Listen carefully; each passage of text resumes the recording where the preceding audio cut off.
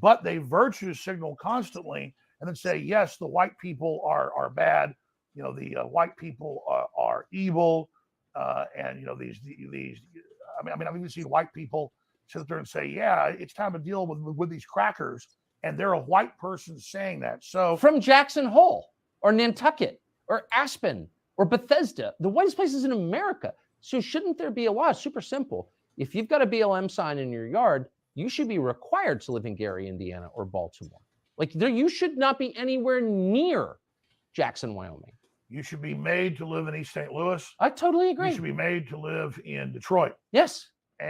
But of course, they've done the studies. They looked at the statistics. It's not just here. It's in Europe and it's in the UK, like in London. The liberal areas are like 99% white. Oh, I noticed. Okay, and there's a lot of rich people in London that aren't white, but they're not even in that area. They are the most insular group, and then they point at white Christian culture and society that actually outlawed slavery in most of the world, was the vanguard of stopping it, and then they don't point at China, which is the most homogeneous racist group in the world. It's an ethno-state. It's Han Chinese, period. Well, they teach us, on their news, that we are going to have Chinese superiority. We are the Chinese supremacist. Xi Jinping admires Hitler. He is literally following a race-based operation that is taking the world over, that owns the majority of Hollywood, that's paid off the Democratic Party. And if you look at all these anti-white shows that you see funded in Hollywood, almost all of it has majority literal communist Chinese government backing that is funding this. So it's real simple. China looks in and sees this diverse culture, and they say, we're going to use that to split the country up and balkanize it. And that's what they've done. And so communist China, along with the Southern Poverty Law Center and the ADL and all these groups, see America's weakness, and they're literally coming in saying white people are inherently bad because of the color of their skin. They inherently have cheated people. They've hurt people. White people invented racism. None of that's true. It's really just tribalism. I'll pause it, Janet. And then they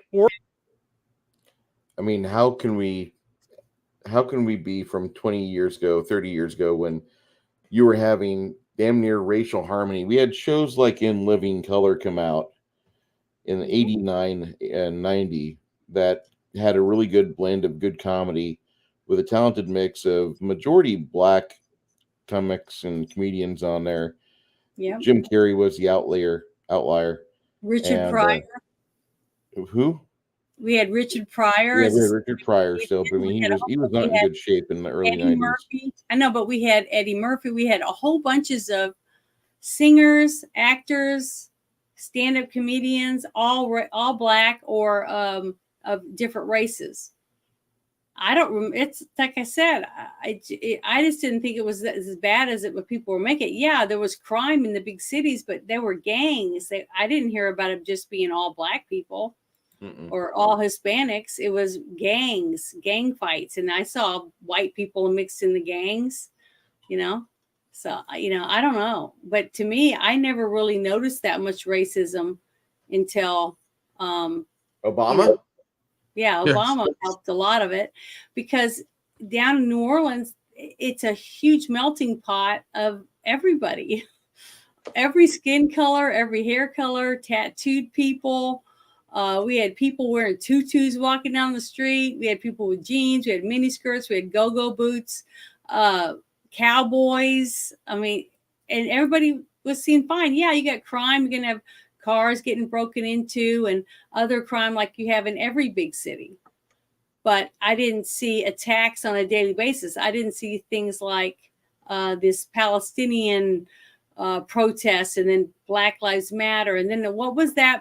Back before Black Lives Matter, there was these other people that were doing these protests, and Susan Sarandon would go to them and stuff before the Pussy Hats. No, you had the Pussy Hat. Oh, before Pussy Hat. Before Pussy Hats, it was another one. It was like Black Lives Matter, or the other one, Antifa. It was like Antifa, but it was before Antifa. And they were having. I can't remember what they're called. Yeah, but you know what I'm talking about. Some Ruben's back. Marxist bullshit. That was some kind of Marxist group, but to me, it was Occupy Wall Street. Yeah, Occupy Wall Street. That's all. Again, I saw this coming a long time ago. If it's not all the same people. It's funded by the same people, which is probably Soros. Is probably It is Soros. It's Soros. Okay, Again, it's all part of the plan, and it's Obama. They put stuff Obama in. Stuff's coming out about Taylor Swift, that most of her whole career has been sponsored by George Soros. Yeah, because it's all every Disney character. It's the perversion of the casting couch. Mhm. They go to Rachel Zegler, they go to Taylor Swift, they go to Britney Spears, they go to these people who are supposedly popular, and they basically promise them. It's basically like a vampire telling somebody that yeah, you do what we say and you'll become a vampire too. It's the same thing. It's the same principle. They're using this. They're using power and money to control people, and it's sick. It's sickening, completely. And I'm done of it. 95% of people are idiots. They're asleep, and I'm done with them. So, do you want me to go ahead and start it again now? Yeah. Okay, here we go. Organize all these other groups into race-based groups to then unify them under the Democratic Party to attack who is left that tends to be more conservative, and that is some white people in this country. Though they're panicking because more and more blacks are voting Republican, more and more Hispanics are voting Republican. They're starting to figure this out. So now they're in panic mode to bring in totally disenfranchised third world populations who are refugees from the multi-year lockdowns in Africa, Latin America, and Asia and the Middle East. They then bring them to UN camps, brainwash them, then bring them to our border, brainwash them more, then send them into the United States, and then literally hold them for years at facilities while they're indoctrinated to be this new political underclass that's then going to be turned loose on America. And that's why you see Democrats giving illegal aliens the right to vote in their cities, giving them driver's license. That's why you see them passing laws. They can be police officers. So they are importing a new enforcement class against the American people. And they're setting it up along racial lines, not us. They're making it racial, just like Hitler made what he did racial. So it's the left and the think tanks and the communist Chinese that look at the U.S. and have seen our weakness as race, and they are exacerbating it. So I don't understand. So you're from Texas. You grew up in Texas. Your family's been there a long time. Texas is changing really fast. It's dirty, for one thing, I noticed, because physically dirty, garbage on the side of the road. I never have seen that in Texas before. So your governor could have stopped that. He commands the Texas National Guard, and he didn't. And I feel like that makes him a traitor to the country, but what am I missing? Well, I mean, Governor Abbott is, on a scale of 1 to 10, the best kind of Republican governor is a 10, and the worst is, say, a 1. And like the Illinois, it's a so-called Republican, that's really a Democrat. I would put Greg Abbott as about a 5. The state is overwhelmed. There isn't really a state mechanism. It's federal to kick people back and deport them. So they have put up barbed wire. They have tried to stop people. They have tried, but then they have to hand them over to the feds who release them. Well, why not just say the feds are committing a crime? They're committing a crime. This is not allowed under laws passed by the Congress. In a democracy, the Congress passed laws. And so you've got criminals running the country. The Biden administration is criminal, which is true. And we're not playing along. And like, if you don't like it, come do something about it. Meanwhile, every able-bodied man with a black rifle assemble at the border, and we're just going to stop this and save the country. I don't understand. Like, that's not hard. What am I missing? No, I think you're absolutely right. In fact, what the deep state fears would be a coalition of good governors, good attorney generals, giving them the findings and the rulings that they could indeed do that, and then declaring emergencies in the states and having a coalition of the states come in and do this, and then instruct local police and everybody else to not have sanctuary cities. But the problem is, if you're in Texas, every single city, Houston, San Antonio, Austin, Dallas, Fort Worth, Not really Democrat true. Party run. Fort Worth is not completely blue. Not yet, but It's on more its way blue there. than what it's ever been. I'll say that much. But it's very much a purple city. But San why Antonio is can't- much more blue than I remember it. Why can't we just pull away from the union? Why can't we just say, this is it? We've gone too far. Have these states pull away from the union? I think we're like, I can explain why. Why? I have covered this extensively. Mm-hmm. The reason why is because of federal funding. One, if you're a border state like Texas, sure, you can last for a while because then you can open up trade with other countries that are not border states. or countries that are along your border and other countries for import export. However, if you are not a border state, take any state that's not a border state. Arkansas. All right, take Arkansas. Mhm. Federal government decides to put a no-fly zone around the entire border of Arkansas. That state is now choked off and will not survive for more but than right what it's. now- It will. It will. The only No, thing, well, Yes, it is will. Arkansas would work if it's pulled away, just like Texas and Oklahoma. There's 3 states you right would there. have to have 3 multiple states to do that. If That's you what are I'm not saying. a border state, And you do. the government, 13 states pull away from the union. We go together and we work together. yeah, and then Take care of each other. you'll just end up with another freaking war. Good. One And that that's what we're headed into. no, Let it that's happen. not good because Yes, it here's is. the It's thing. good. Let me Fuck it up. explain. Let me explain. One, you now have a fledgling nation that you are just starting. Your Mhm. economy is right now compared to the one you just broke off of for shit. You have not established any relations with any other countries. You have not established any sort of economy. And so when the United States, who is now basically going to say, okay, we're not going to recognize their sovereignty, they'll outlaw everybody in those states. Yep. And they will wipe them out. It will How? be a prolonged conflict, How will they wipe but us out? eventually the United States that those states broke off from will eventually win. It is not but a good idea to How are they going to secede. do that? How are the other states going to come to Arkansas, Oklahoma, Texas, Florida, all the states that come together that pull You think away? that you think that with Democrats in control, they are not above using nukes? I just told you, you said that you would stay in your house and you would fight and they would not be able to get you, but they will. That's exactly what I was trying to Oh, I'm say. not saying that they wouldn't. I am I- saying, I'm or just that's saying a they're not going different, to. or that is a different topic. I'm they have talking to about the do secession topic. Wait us out. Wait us out. Just like I said, they wait us out till we have no more ammo and we have no means of making more In bullets. the case of secession, it's a totally different mindset because one, they aren't, or imagine a secession.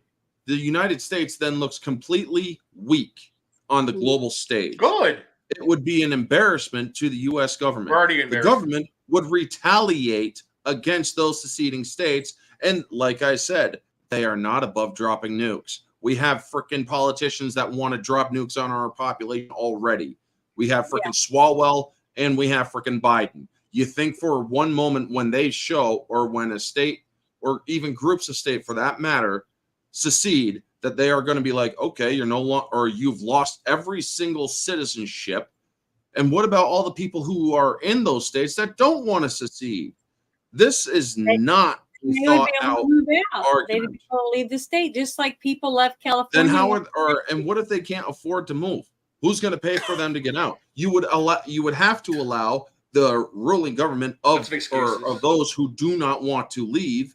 You would have to allow them Well, then to go stay. into the states. Therefore, you have already allowed an invading force in, and No, there what you would have allow to do is conflict. take school buses, put everybody in them that doesn't want to stay, and drive them over the border, just like we should be doing with driving people They that are would get, or they wouldn't want. What if they don't want to give up their homes? You're saying that the choice seceding they have? states would then just So what? what I know, but the thing is, our forefathers set it up at the beginning of the Constitution to be able to secede from the Union. So anything that's in those papers is what you would have to do and how you would do it. So I would I'm love to, or that was way back 250 years ago. We Yeah, I are at a point right now where secession is not a viable path. That's Well, weakness. I don't. No, that's not weakness. Yes, That's it is. fact. It is. It's weakness. I'm done. I think that if a state doesn't want to have anything to do, because we each have our own You're afraid. You're scared. constitutions. We have No, our own dude. constitutions. One thing right now, I am not scared. I am simply looking at it from all possible angles. And what I am seeing right now, like I said, say one border state wanted to secede, no other state was with it, or Then a non-border state. Don't you Federal have to have government at least easily 13 cordon off states? that state. But don't we have to have 1/3. at 13 states or something like that to Convention be able states to have requires them like be able to No, legally. the 13 that Before 13 the, state before thing is just a before any reference of to the this 13 happens, colonies. the convention of states is more likely going to occur, and That's what before I'm that, saying. and before that, How many the states do we election have to have? 2024. So the way things are, the way things have to go first. 2024 election has to is most very critical, and then right after that, within the next 6 years after that, you have the 2030 census realignment. Things will change because people will be migrating. You're going to have less people in New York, less people in Illinois, less people in California, and things will change by then. Now, that's on the grand scale of the whole timeline. However, what they are going to do is, let's say Biden wins, let's say Trump wins, whoever it is, they're going to crash the economy. Everything's built up so that in 2025, whoever is in there, they're going to release that black swan event. It's going to happen. It won't happen next year. Things will escalate. But as soon as a new president's in, let's say it is Trump, then they will unleash hell. The IMF, the WEF, everybody, World Economic Forum. Forum, yeah, all of them are going to just say, okay, Bretton Woods, let's get rid of it. Boom, done. And they're going to collapse the American economy. They're going to make the dollar go away, and then they're going to blame Trump, and that's it. Or if you look at what all of you have just said about if we secede, right? There's not going to be, the states won't make it. Why? Because we've become so dependent on our federal government to pay for everything. It's exactly what the federal government wants. They wanted to weaken every single state to where you have to have the government tit or you can't survive. correct. Now, the difference was under Trump, he was trying to bring more jobs here and stop putting so much out to where we would be self-sufficient. We had enough farmers to grow the food we needed. We had enough cattle to feed people. We had enough chickens to have eggs. We had enough of everything. We were making our own medical supplies. We were drilling our own oil. We were refining our own gas. We were doing all these things more and more and more to where people were getting richer. People were making more money. People were being able to buy their own homes, things like that, which is now almost completely gone again because everybody spent every dime they had in their savings and more, and then some, putting it on credit and things like that because of the whole COVID thing, the shutdown. And the government says, we'll send you $2,000. We'll do this. We'll do that for you to put you on the tit. So when you're sucking on the government tit, you're going to say, I don't want to live on my tit. I don't want to give up. So I'm just going to stay in my snuggly space and suck my tit. So I don't have to worry about anybody taking care of me. And that's 99% of everybody. That's okay, what there you go. Is another thing that people aren't realizing when it comes or thinking about when it comes to a secession. Mm-hmm. All right, say that there's secession, and if a conflict breaks out, well, now the whole world is looking at a conflict in the United States. Bingo! China now sees its opportunity. They start to invade. Russia sees an opportunity. They start to invade through Alaska. You've just started a world war if a secession happens. Secession would be suicide to the United States. This is a pointless conversation. Secession's not going to happen yet. Like I said, that's like the 10th step. It's a process, but it still ends with the same result: the death of the United States completely. Good. Well, no, not good, because we'd all be dead. Good. As soon as we secede, get rid of everybody. If everybody starts to secede, we go away. The United States food stamps because it's no longer united. Okay, so we kill ourselves, and that's what I've been trying to say in all these different shows, is that this government that we have right now, it's working with the WEF and wanting a one world government. This is the beginning of the end. Okay. That's why we, it's like I'm always saying, have to stay and fight together and take back our country, because this government wants it to collapse. They're trying to collapse the money. They're collapsing the people. They're putting all of us at war with each other, just like what he was saying earlier that we got to watch part of it already, is the fact that using us to take each other out, so the government doesn't have to do it at all. All they got to That's do why. is And that's exactly what Obama did. Global. That was what Obama did. They put Obama in to basically break everybody, to transform America, and they're doing it. Everybody. Remember what Obama said? We are no longer a Christian nation. Yeah. God, That's the other fallacy. that- That's the other side of the equation. But no, And you have these- he said that to break people. Just like what Yes. Alex Jones was saying. When you take away faith and you take away everyone's thought that they can actually have their own home and their own family and have freedom to have a job that they want, to take care of their families, and to have a wife and kids and husbands all love each other, and family units and grandparents and uncles and cousins and everybody all working together to help each other be successful, where the children are now a little more successful than the last parents, and then their kids are more successful, like it was years ago, right? Once all the people feel like that will never happen, they're going to take everything from us and force us to live in these little towns, little bitty shacks. We will own nothing and be happy, eat bugs, all that stuff. If you want that, then go ahead, go for it. That's but stupid. what I mean is that's what this government is doing. It's trying to program everyone to believe that you can have nothing. I'm That pretty you okay can't own with anything. making No, sure the elite suffer. not that. Here, you got it a little wrong. You don't need anything. There are articles now that just came out. There was an article that, like, you don't need a car anymore. We're gonna have. And they made it so nice that they said you're gonna have automatic cars, and they're gonna come to you. You can go and get anything you want. You need to you just it's fine. No, I don't know that they're making it nice. They're making it sound. It's very. For some, see, that's the whole thing. It's either you're dirt poor or you're rich. You're either an elite. They're getting rid of. They're completely. That's what China's doing right now. China has no that. middle class. You're either poor. You're a servant to the uppers. Period. That's it. Yes. That's the two classes. That's what this. That's what they're doing around the world. They're doing it in every single country. But the way they've done it, the whole TikTok generation, the whole OnlyFans aspect of it, it's the whole idea. Basically, everyone is an influencer. They want you to influence. They want you to be a woman. They want all women to be on OnlyFans, collecting money from morons. And the men are just checking off on it by themselves. And there's no kids. We're running out of children. We are going to go away. Right now, the rate in the United States is like 1.6. But the birth rate needs to be around 2.1, 2.2, around there. I think Alex Jones has talked about that too. And that's what they're doing. They're depopulating. No more Italians. No more Japanese. They're going away. Is overrun. The countries that are overrunning everyone else are not Christian. They're the opposite of Christian. Yeah, but then don't bring that again. That's the other aspect of it. That's the other fallacy. Big government, big religion. Those are both the two evils. But their religion believes women should have no rights, that women should be covered head to toe, and that they could cut your hands off if they think that you're stealing.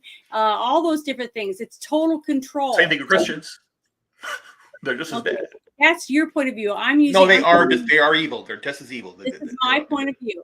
I know, but they're just as evil. And I'm a Christian, and I believe that is your opinion. Let her speak. But I have the right. Opinion is fact. Own my own home. I can have a job. I can wear makeup. Hey, I can let me post a fucking comment, you goddamn communist prick. Who are you talking to? No. I'm trying to put a comment in the chat, and the fucking. It's not letting you. Whoever the Bolshevik is at YouTube, I'm only 2 days away, and I've got a 7-day vacation. Don't make me fill out the paperwork. I will fucking execute you on camera. I don't give a shit. I don't know who you're talking to. Well, whoever's not letting me post a fucking comment. You're just trying to block write me something? because I'm spreading hate against globalists and the elite. Put it in the private chat. At least we'll get to see it. Okay.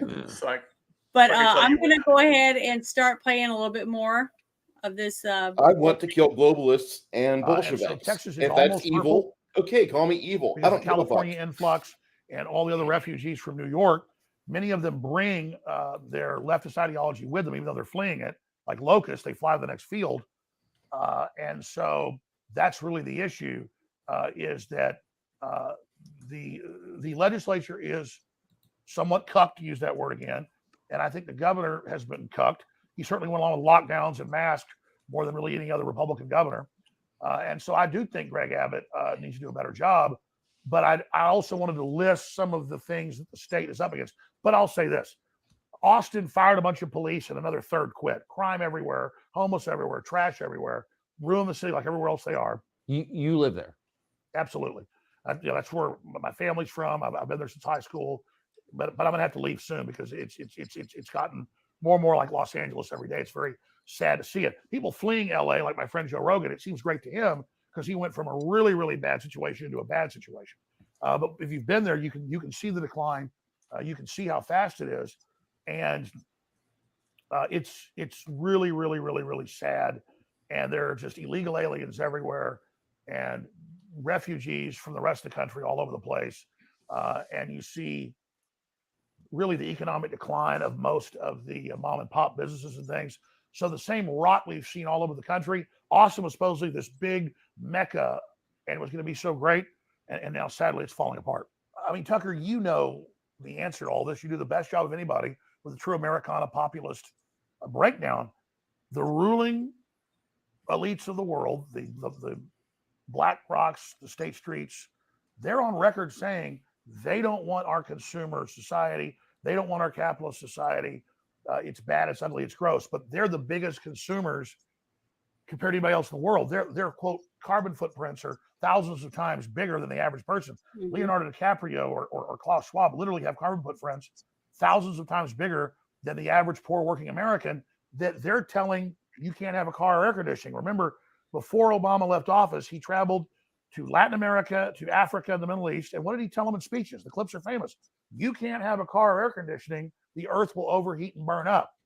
While he's telling people that by the year 2017, like Al Gore said, we would have areas flooded on the coastal areas, while he bought a big house in Martha's Vineyard at 1 foot above sea level. And of course, it's still there and it hasn't flooded. I mean, his chef died there, he drowned, sadly, but no flooding inside the house, just the dead chef.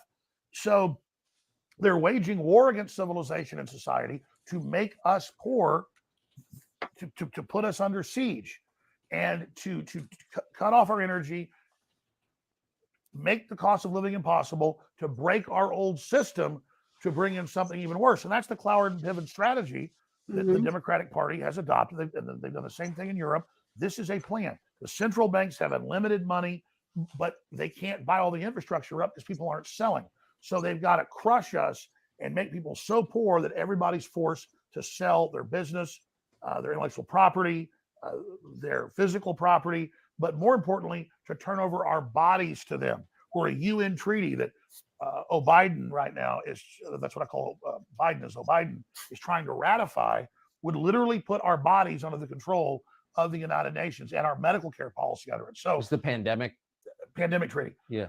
So what this is really a breaking of our will, a demoralization. That's what the transgenderism is, and 2 men can have a baby, and puberty blockers, and castrating little boys, and cutting little girls' breasts off. They've got such hellish stuff coming in this designed global collapse to bring in their world government that they've got to just have all these horrors out there, hoping we just throw up our hands and run off to the countryside, which everybody's doing, and in a way that's good. But at the same time, then they've got full control. Totally right. And they're going to march out of the countryside next and dig us out. So that's, I mean, you look at the White House press secretary, who can barely speak English, who's one of the stupidest people I've ever seen, and a transparent liar. You wouldn't hire her to run your copy machine. She's a diversity hire, if there ever was a diversity hire. Of her race or who she sleeps with.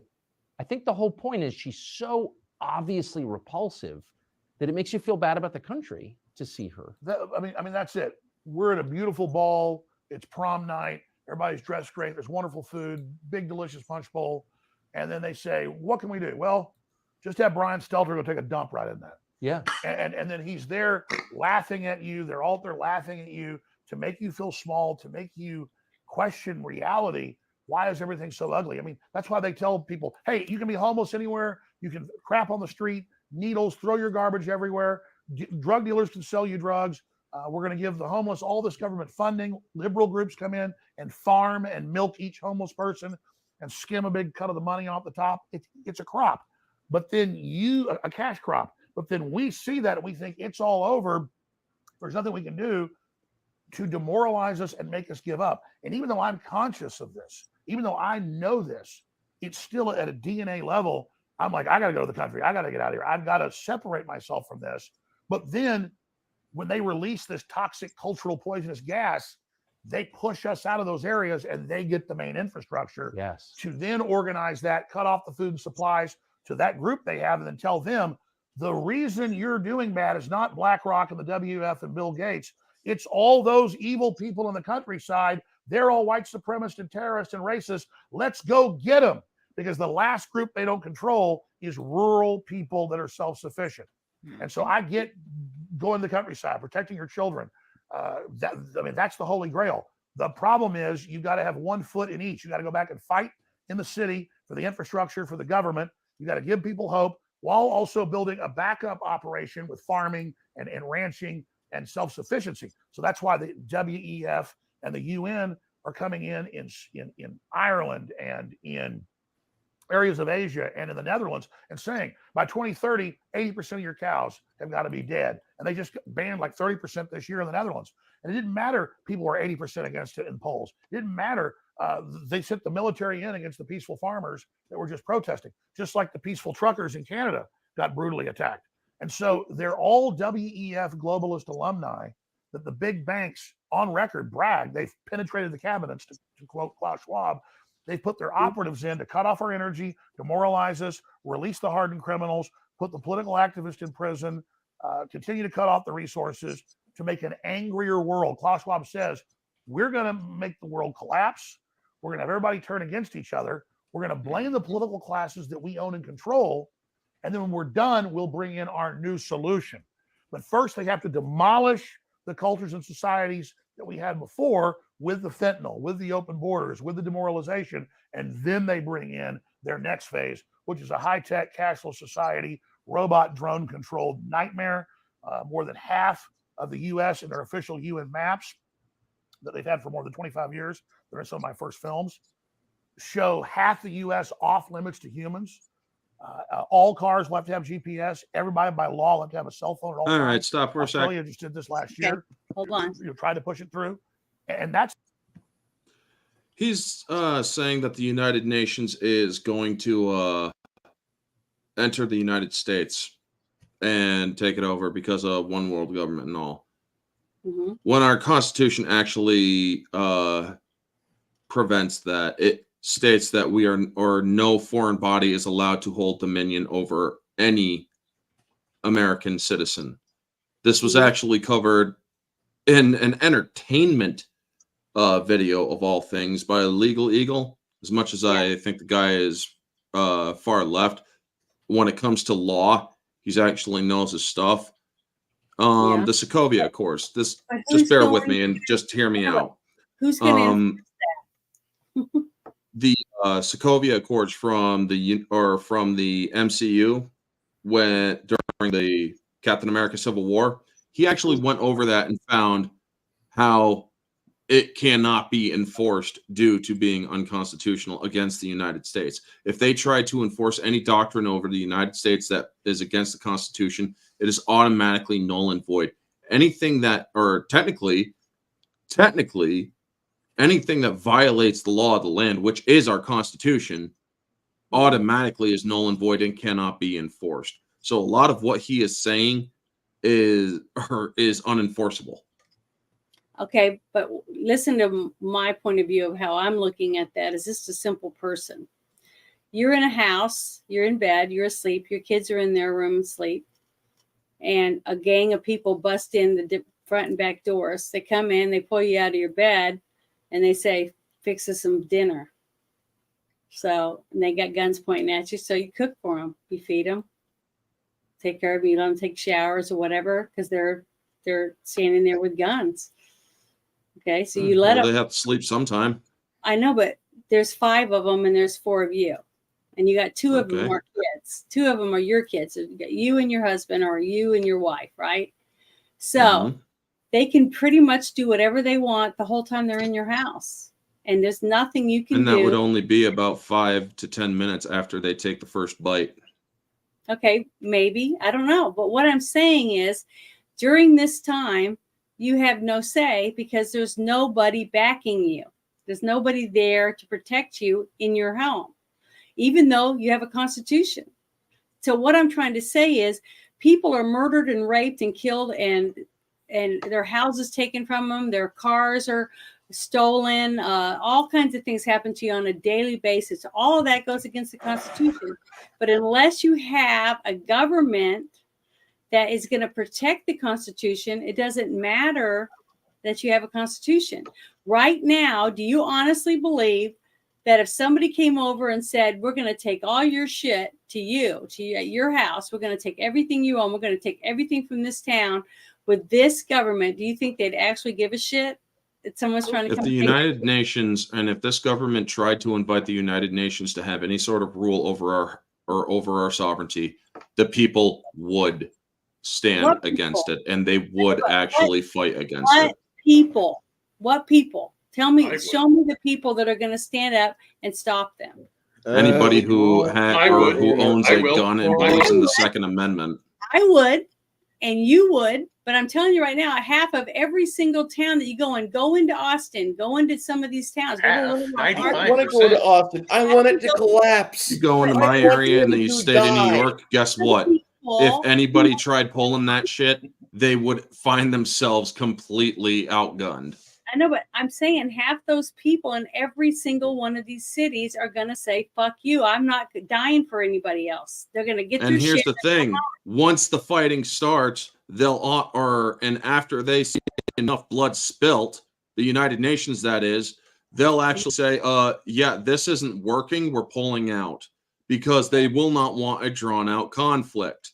And the U.S. government, as stupid as they are right now with the brain dead Biden, they'll realize very quickly that, that sleeping giant that Japan woke up, you just woke it up, and we will not tolerate, because after we show the UN and their invading force what, we would automatically start going after the U.S. government, because the U.S. government has proven to be a traitor to the U.S. itself. Yeah, but see, they're no longer enforcing the Constitution. Believe it or not, the Declaration of Independence is a founding document, and it's enforceable as well. Yeah, it should be. I would defend it with my life because I believe in it. But when you have half of America that doesn't give a shit about our flag, it's not half; it's more like 30%, and we would definitely outnumber 30%. The thing is, what you don't. How many of Janet, them are children? How many of them are elderly? And how many of them are handicapped? You see, the ones that want to fight. Okay, the ones who want to stay safe. Janet, here's the thing. You're right. There's not going to be any clear battle lines drawn. But in this war, if this ever does, this is what's known as worst case scenario. And I'm going to tell it to you straight because I believe in being honest. If this happens, we will not stop with just government, because anybody who is perceived as staying out of it and not or going along with the government will be seen as on the side of the government, and they would be tracked down and killed too. That is the worst case scenario. I'm not saying I want that to happen, because I don't want it to happen. It means death for all. But I'm saying this right now.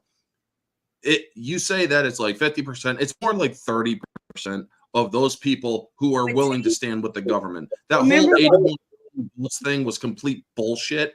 And if the government really thinks that they stand a chance against us, they can use all the military artillery they want. They'd be killing their own if they did. And then those people who saw that their own and the people who were on the side of the government just got sacrificed by the government, they would turn on the government, and then they would go after the government. They would lose. This is a no-win situation. I know, but everything you're saying, I agree with. Every single thing you said, because that is exactly what would happen. But remember what you said? If we were to secede and we did this, that we would be easily invaded, right? Well, during all this turmoil of us fighting our own government to protect what we believe is ours, which is our right to own our homes. And that is why, families, or yes, they're they gonna would come also in. see the opportunity again. They're gonna And be that is flooding why over no both war borders. is going to be seen, except what we unless the last moment where we have no choice but to fight. Mhm. Now, if it does come down to the last or no choice but to fight, yes, Mhm. chances are other armies will most likely try to invade. But here's the thing. At least we will have shown we are not going to tolerate anybody stepping into our land. And if Mhm. you step into our land and try to take advantage of it while we are fighting our own government, you better be fucking prepared to have your own land nuked to hell and gone. And Any sort of war right now that involves the United States ends with the entire world dead. yes, and I Because believe that or MAD will be disregarded. is the most important one right now. Every single person in our country should be fighting for the Second Amendment, because what happened in Australia, we can't afford to have happen. They Happened in handed Australia, over- happened in New Zealand, happened No, in I know Canada. that's one country that just handed over their weapons back to the government. Okay, Now, and there when- is a different, or they do allow gun ownership there. I will say this: they do allow gun ownership, but it is heavily regulated. yeah, and they have a half. They don't even have a third of the guns that we have in our country. Okay, because we have the Second Amendment. I really believe in my heart the reason we are so powerful right now as a country is because of our right to bear arms. I mean, And because every single British group that I talk to on Spaces, or any of these other groups from Ireland and Scotland, all of them, they all go on and on and on about how we're obsessed with guns. And that's why we have so many school shootings. And that's why we have this and why we have so much crime and all that. It's all because you and I own weapons. And then I have to go through the same thing. And every one of these things is, guess what? The ones that are committing these crimes are mostly, almost all of them, aren't supposed to have weapons because they got them illegally. The people have legal guns aren't the ones committing the crimes. There'd be even more crimes if we, the legal ones, didn't have weapons. And I have to sit and explain that to them because that's how they view our country. That's why they're all willing to hand over their guns when the government comes to their house and says, give me your weapons. They do it because they think you and I, people that believe in the Second Amendment and protecting ourselves from our government. See, I'm more afraid of my government than I am of some jerk coming breaking in my house. I know how to handle my weapon, and I'm ready to use it. That guy doesn't scare me as much as them coming and just nuking my house, like you said, or using a drone to take out just my house, to kill everyone in my home by taking our power out and putting in poison gas or whatever. I don't know. That's what scares me more than any of the rest of the stuff. And that's sad because I never thought in my lifetime I would ever feel like that. You know what I mean? Oh, believe me, a lot of us feel the fear that things are getting worse and it might happen. And the truth is, a lot of the stuff, even with Trump, or if Trump gets elected, say Trump does get elected, it's still going to get worse before it gets better because honestly, even with Trump elected, it's not going to solve the problem because I have said this on numerous other occasions. The only way to fix the United States right now is to start with a Palpatine and to end with a Maximus. And if you know your movies, you know what I mean. You start with a Palpatine, you do declare a state of emergency, you do get emergency powers, you suspend the Constitution. And you say and you have to go dictator for a little bit under emergency powers. And then when I say you go out with a Maximus, that means you actually do give up your powers once the stability has been established. The thing is, myself, I'm actually willing to do it. And I'm actually willing to step down and do the jail time afterward because I would say I'll step down and I'll do the jail time. But at least I can say that I actually got this country back on track. But the thing is, what they need to do, here's the best way to do it. One, you suspend you suspend the Constitution. 2, you wipe, or you're going to have to do a selective wiping out of certain individuals. 1, Black Lives Matter is now considered an absolute terrorist organization. No more funding. Anybody who identifies as Black Lives Matter, you will either be arrested or you will be executed. It is that simple. You resist, you're done. 2, Antifa. Anybody who identifies as Antifa, the same treatment. 3, anybody who is on death row or life sentences, guess what? Your life is now up. We're going to get rid of the overpopulation problem by opening up at least 30 to 40% of the jails and prisons, because that way, well, with all them, or nobody's willing to pay for them anymore, you know what? There you go. You just solve the overpopulation problem. 4, any state that does not start enforcing the law in their cities, either you have a week to, or no, you have 2 weeks to get your states back under control with the law or with law enforcement. Or we will pull your funding. We will defund your entire state. 4, once after a period of 8 years has happened, in which stability has been gained, in 8 years, if stability has been gained, I step down, and reinstitution of the Constitution is reenacted. So yeah, that is what's known as starting with Palpatine, ending with a Maximus. You would have to go tyrant in order to get this country back on track.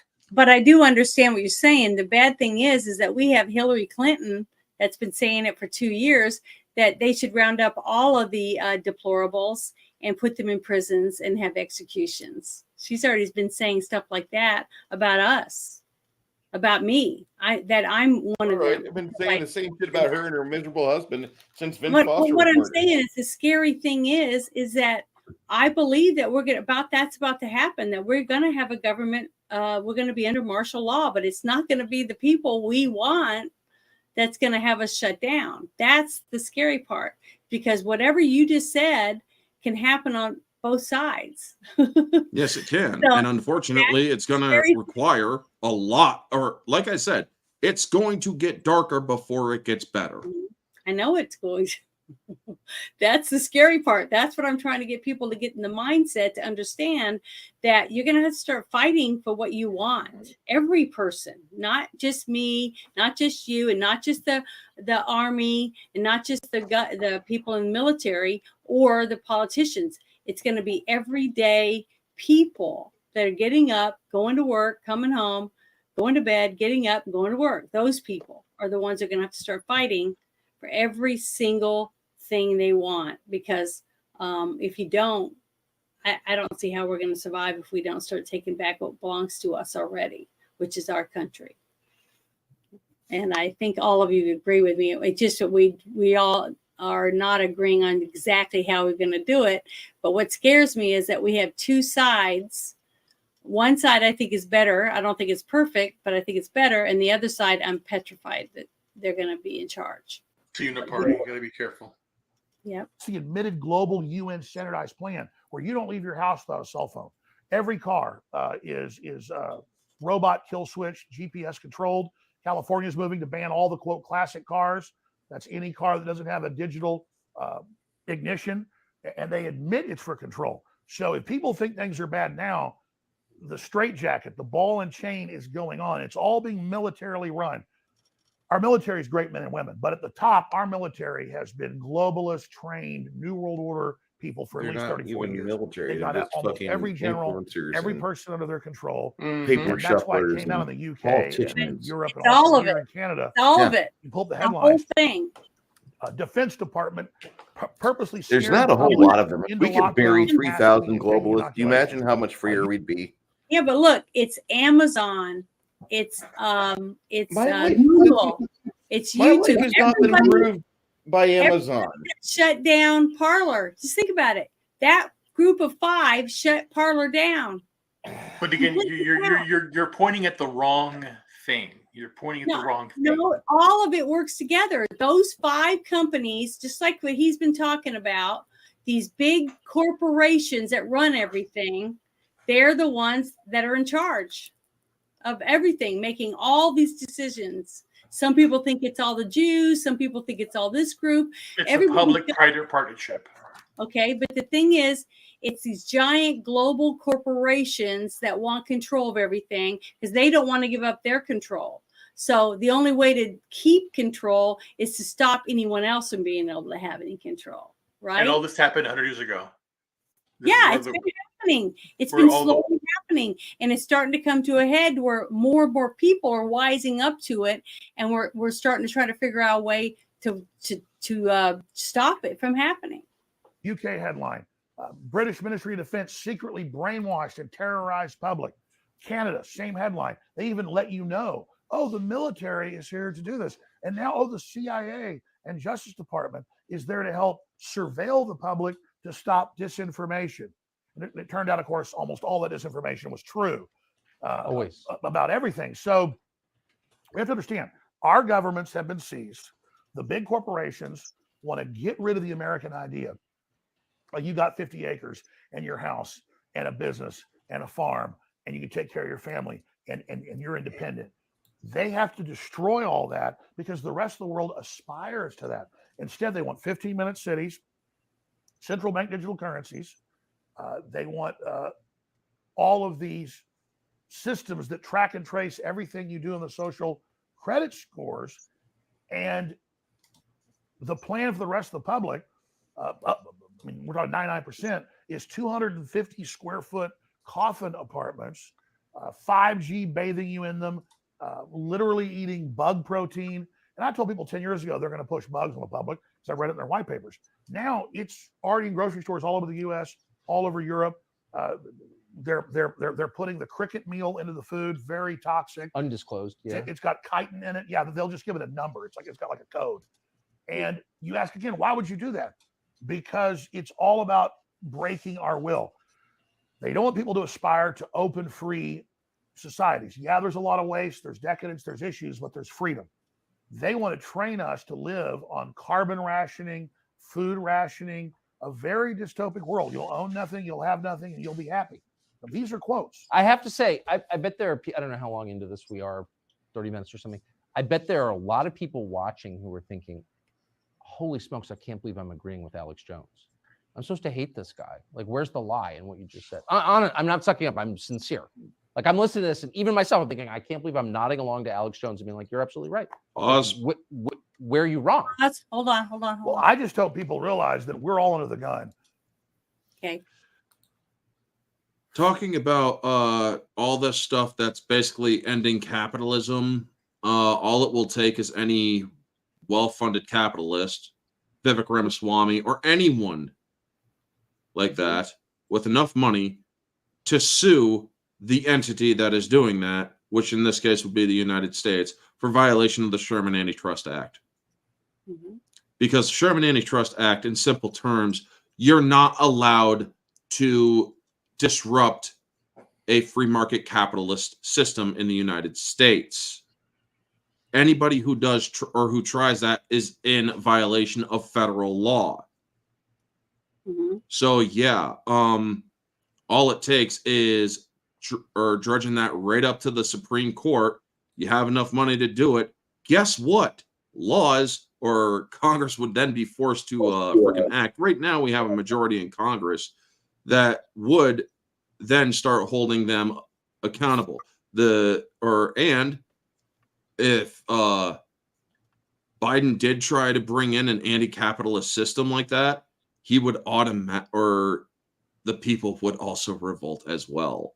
They do not realize that, or if people actually realized, we have more power than the government wants you to know. The second that Biden violated the Constitution by pushing his anti-gun laws, he violated his oath of office.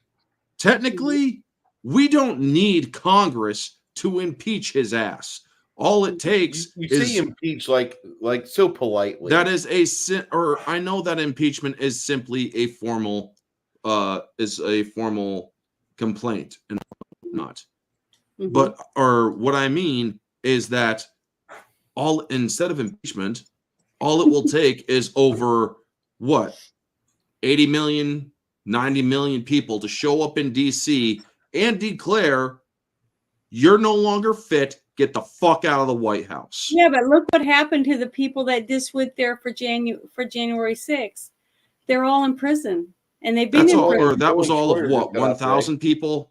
Yeah, but what I'm trying to say is Try used stopping that 90 million. fear. They use Try that as a stopping 90 fear. million. Yeah, but 90 million people that are afraid that the government's going to take everything they have and break them, just like they did the people on January 6th. Once 90 million people show up in Washington, D.C., they can't, if they even tried that, the White House would fall. They're too As afraid to the do it. Capitol. They're too afraid to do it because of what happened on January 6th. Unfortunately, yes, they are. That's why we are actually waiting for 2024 to happen. 2024 is going to be the linchpin for everything.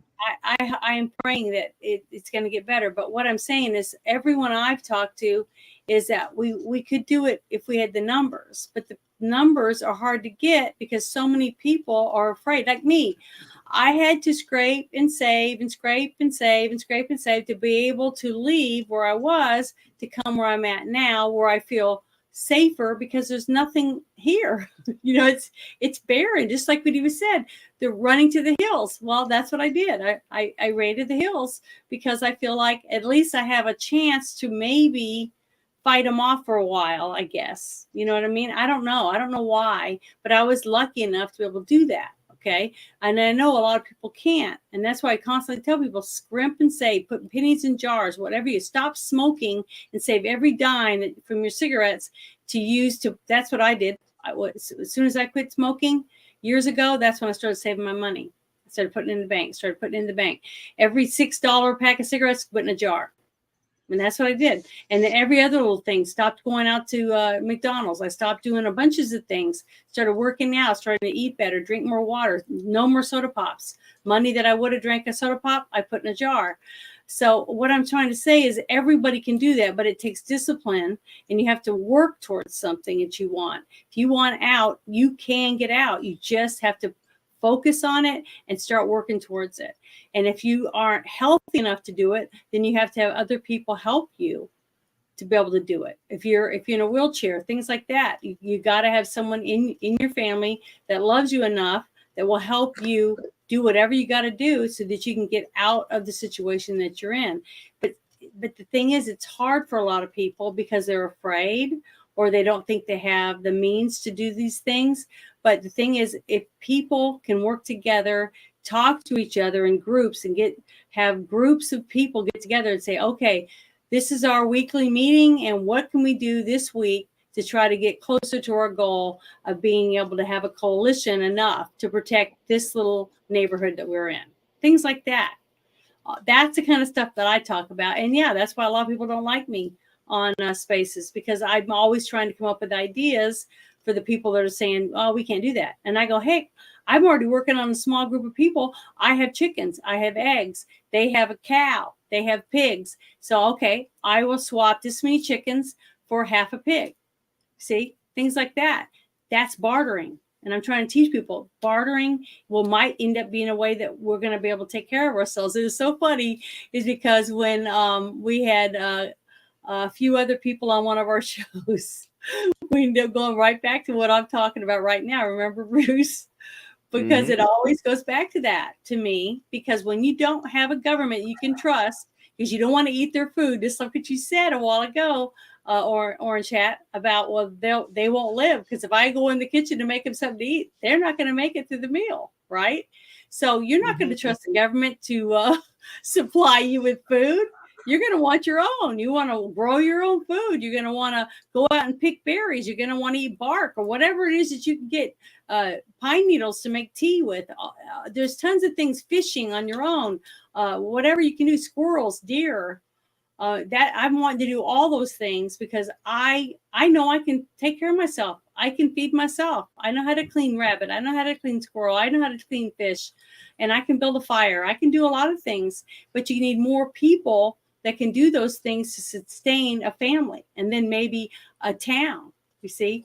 And when you have a bunch of people running after you to have you help them, but none of them have any skills, how are you going to feed all these people? How are all these people going to get food? They're going to start beating each other up, stabbing each other, raping each other to take what they want from others because they can't sustain themselves. Janet's getting me all turned on talking about bum fights of the future.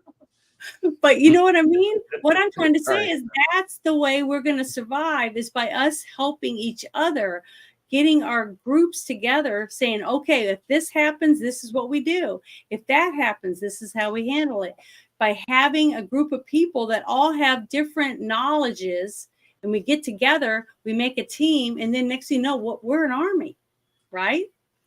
90,000 of us strong or 900,000 of us strong to fight for what we believe is right. But we have to have enough people to do it, and we can do it, but we have to be talking to each other, sharing our information, and working together to sustain each other. Because while you're out there, like orange hats out there thinking, okay, this is how we're going to set up the government. We need these people to do this. And then you got Bruce. He's in charge of the army. He's going to make sure they got bullets and they know how to use the guns. I'm going to go in and say, we're going to grow food. We're going to take care of our people so we can be strong and healthy to fight for what we need. You see what I mean? That's what I'm trying to say. That's all I'm trying to because that's another thing that a lot of people, and that's why a lot of people won't stand against government, is because if you look at the Declaration of Independence, we can do the long train of abuses line. Mm-hmm.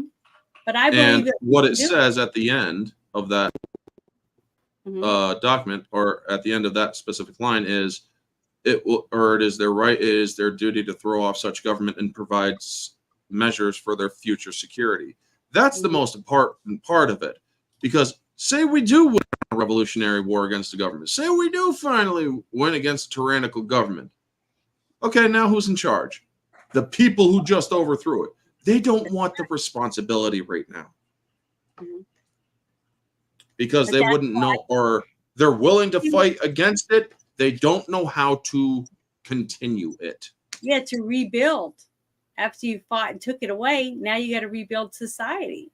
So you have to have people from all different aspects to rebuild the cities and the food, the way that people are going to be able to survive.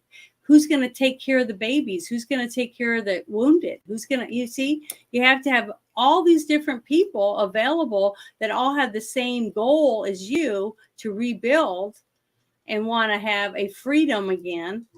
But they all have to have all the skills that we need to rebuild the society. So that's why we all have to work together to rebuild it, because we all have different things to offer to the new society that we're going to have once we fight and take it back. So we have to have all this stuff ready to go when our time comes to be able to perform. So many of these leftists believe that because they go along with us, they're going to be given powerful positions in the system. This is a technocracy. There's almost no managers in this. Almost nobody has power in the system except a very small group of technocrats who happen to be transhumanist.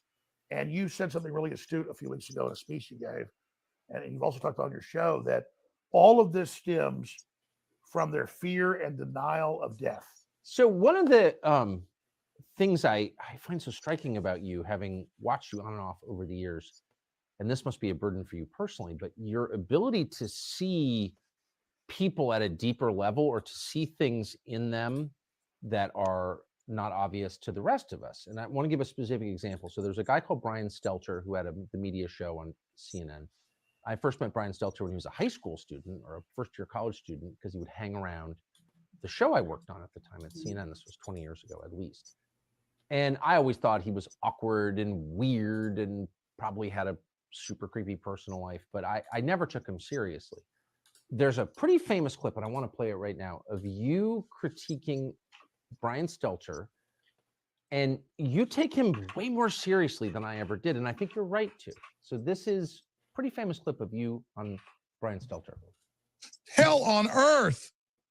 He wants to run your life. He wants to control every aspect of your life because he knows he is a cowardly, degenerate sack of anti-human trash.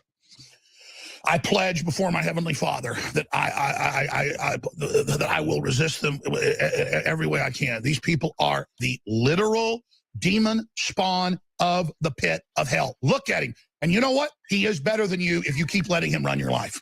He runs your kids. He runs the schools. He runs the banks. This guy, this spirit, this smiling, leering devil that thinks you can't see what he is your enemy. Period. All the narcissistic devil-worshipping filth. I see you, enemy. I see you, enemy. Enemy. Enemy. You are my enemy. And I swear total resistance to you with everything I've got.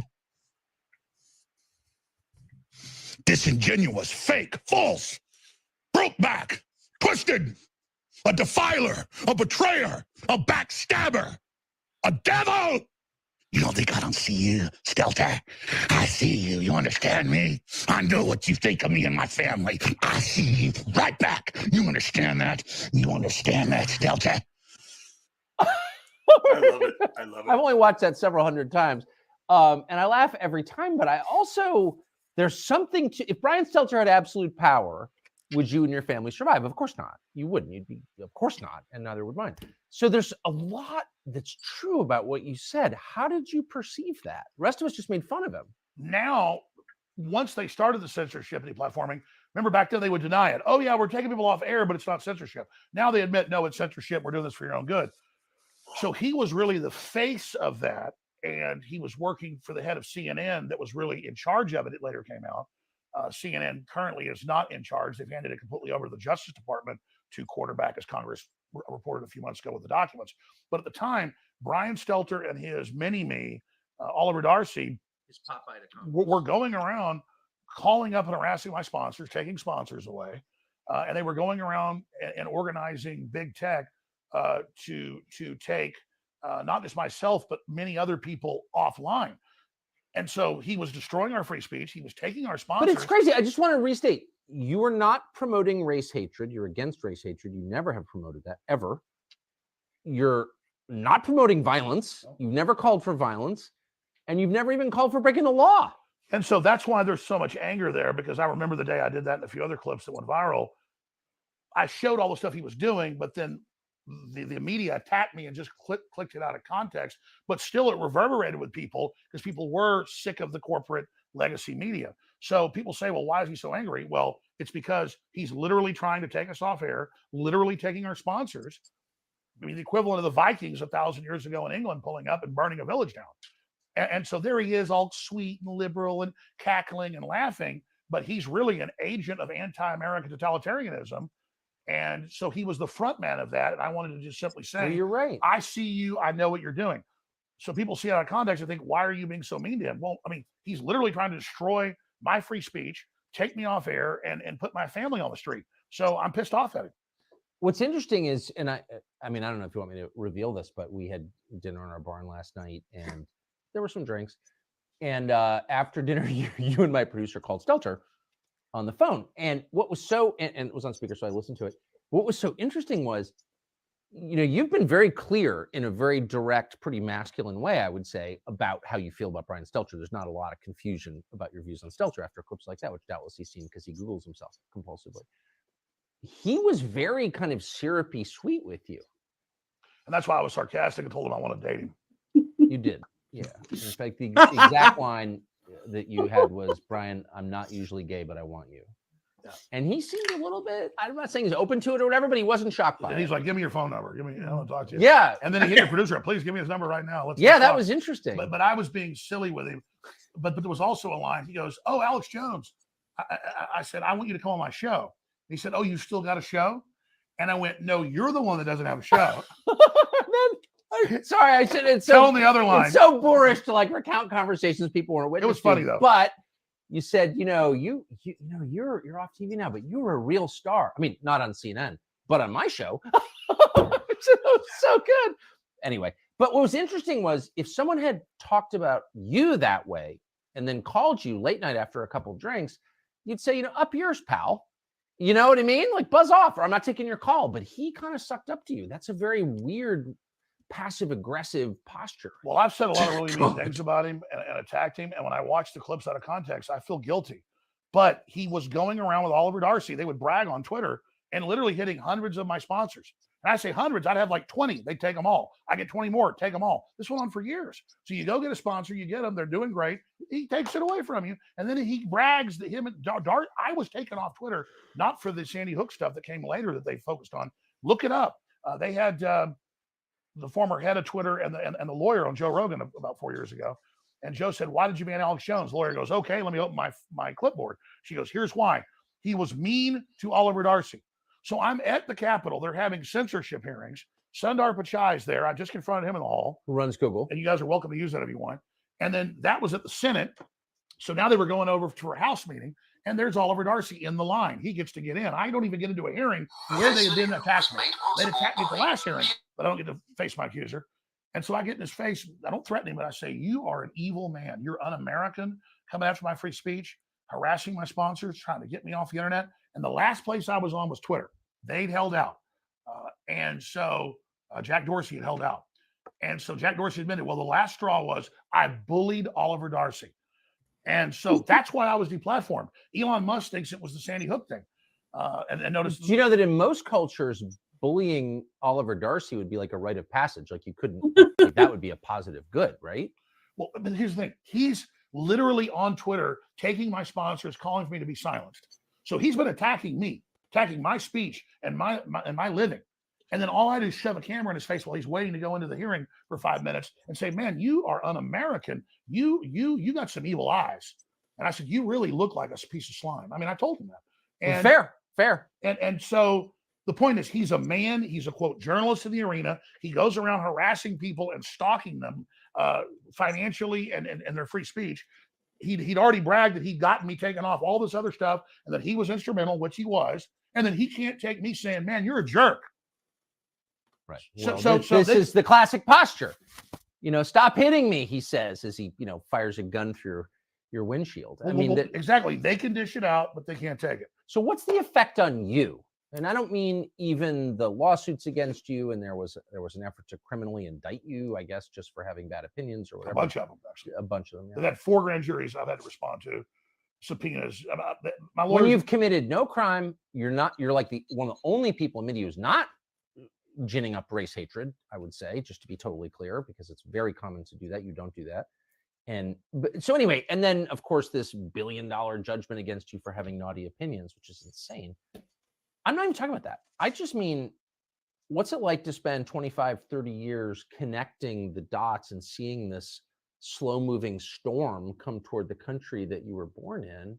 What effect does it have on you? Since you use the analogy of a storm, it'd be like if I was 100 years ago before they had radar, and I've read about the famous flood 120-something years ago in Galveston that killed tens of thousands of people. Oh, yeah, the hurricane, yeah. Yeah, the hurricane. They didn't know. They didn't have radar, and so they didn't know. But there are the fishermen out there catching shrimp or whatever, and then all of a sudden here comes basically a tidal wave.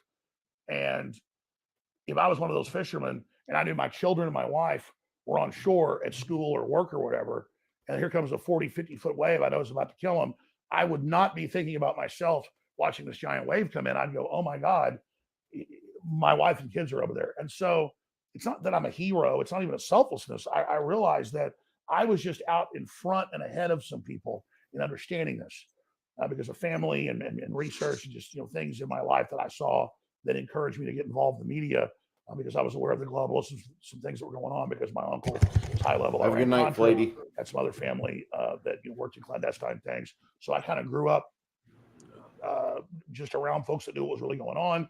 And you're a kid, you don't really pay attention to it, but you kind of get that education. You don't know you're getting it. And so I've just been out front. So I would liken it to the old days when a dam would break and they didn't have radio to warn people, and the dam breaks and it's 20-foot wave coming down the valley, and you are down below the dam as let's say a lumberjack, and you know your wife and children are 2 miles down, and you see the dam break and you're about to drown, but I guarantee the last thought you're thinking is it's going to get my women and children. And that's really my grief is this is really draconian. This globalist great reset, new world order takeover is a post-industrial world, cut off the resources, 90% forced depopulation, breaking civilization by design, massive wars, famine. They've already cut off a third of the fertilizer in the last year worldwide. It's estimated that'll kill a couple 100 million people.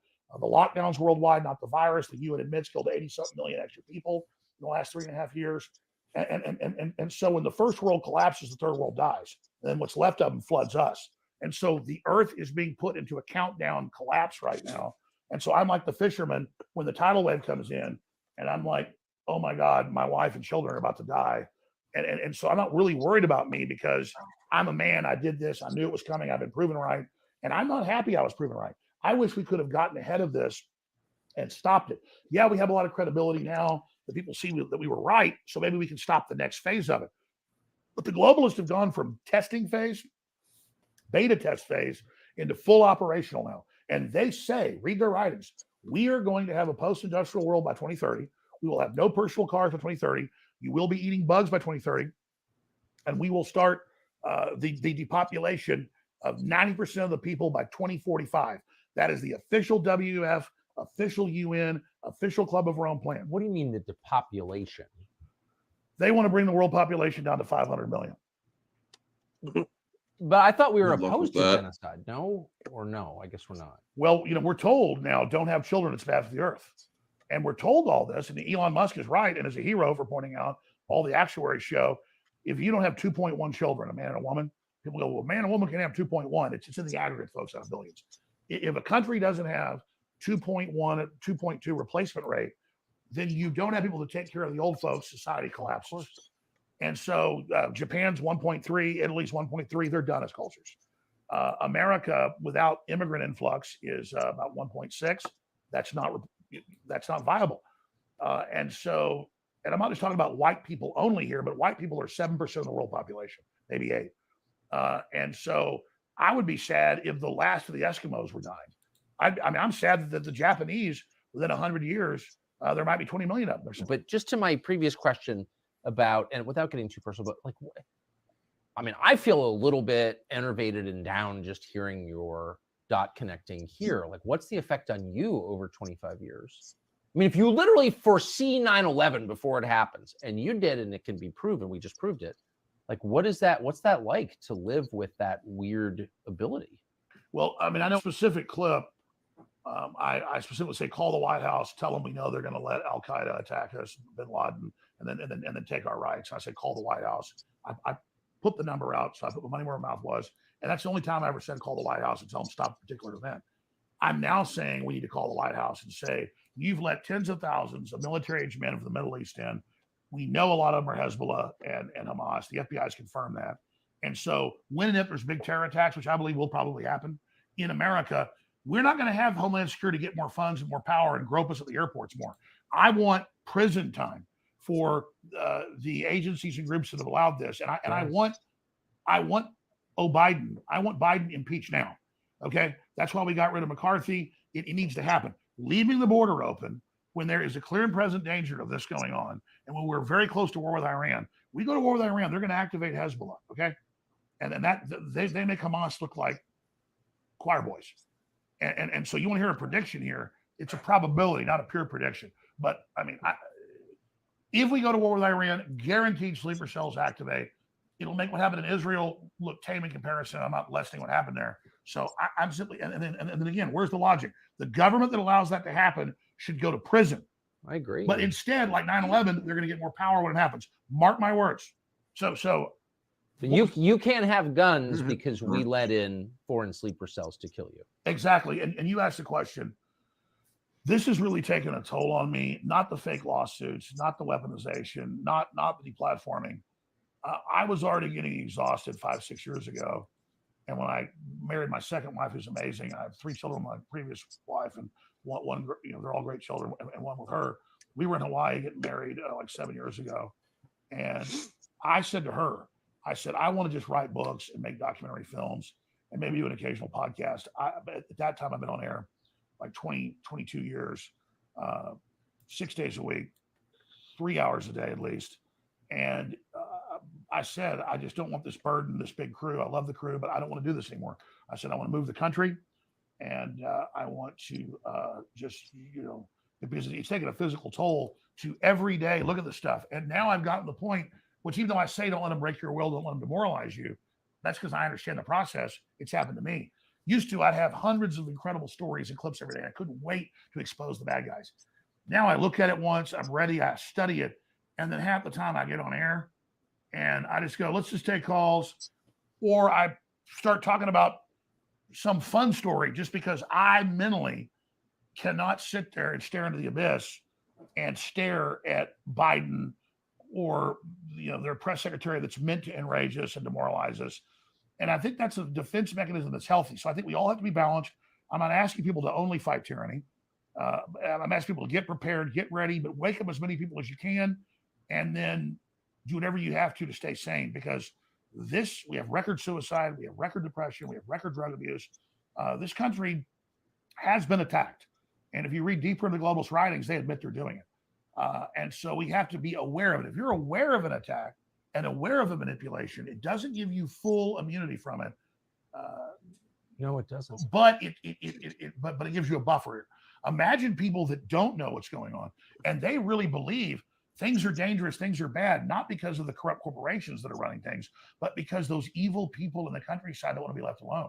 And that's what they're saying on the news. It's the people in the middle of nowhere that want to be left alone. They're the bad guys, and it's the 5-year-old kid that's white. They're really bad. They're all inherently really bad, and just this is a demonic assault, and it really is good versus evil. But the key part you raised earlier in previous shows that I mentioned that I didn't get into, because there's so many topics, is this. When you said we need to brood on death, you talk about a simpatico or a synchronicity or a weird moment. I don't usually watch your show when it first releases one day, because I'm usually at work or doing stuff till night. But I'll get up at like 4 or 5 in the morning, hours before my wife and daughter get up, and I will start, get on the desktop, start doing research. And when I'm reading news and sending stuff to the crew for the show, I'll almost always go click on your show to watch it. And that's the go-to thing I'll have on the background. And I said, well, I'm not going to click on the show. I'm going to click on the speech you gave a few weeks ago. And you talked about brooding on death. And I'm sitting there that week, literally thinking about the fact that we've got to be humble. We've got to be thankful. We've got to realize that there's an infinite universe and consciousness, and that focusing on what made humanity, focusing on the fact that we are spiritual beings, but that this life is finite.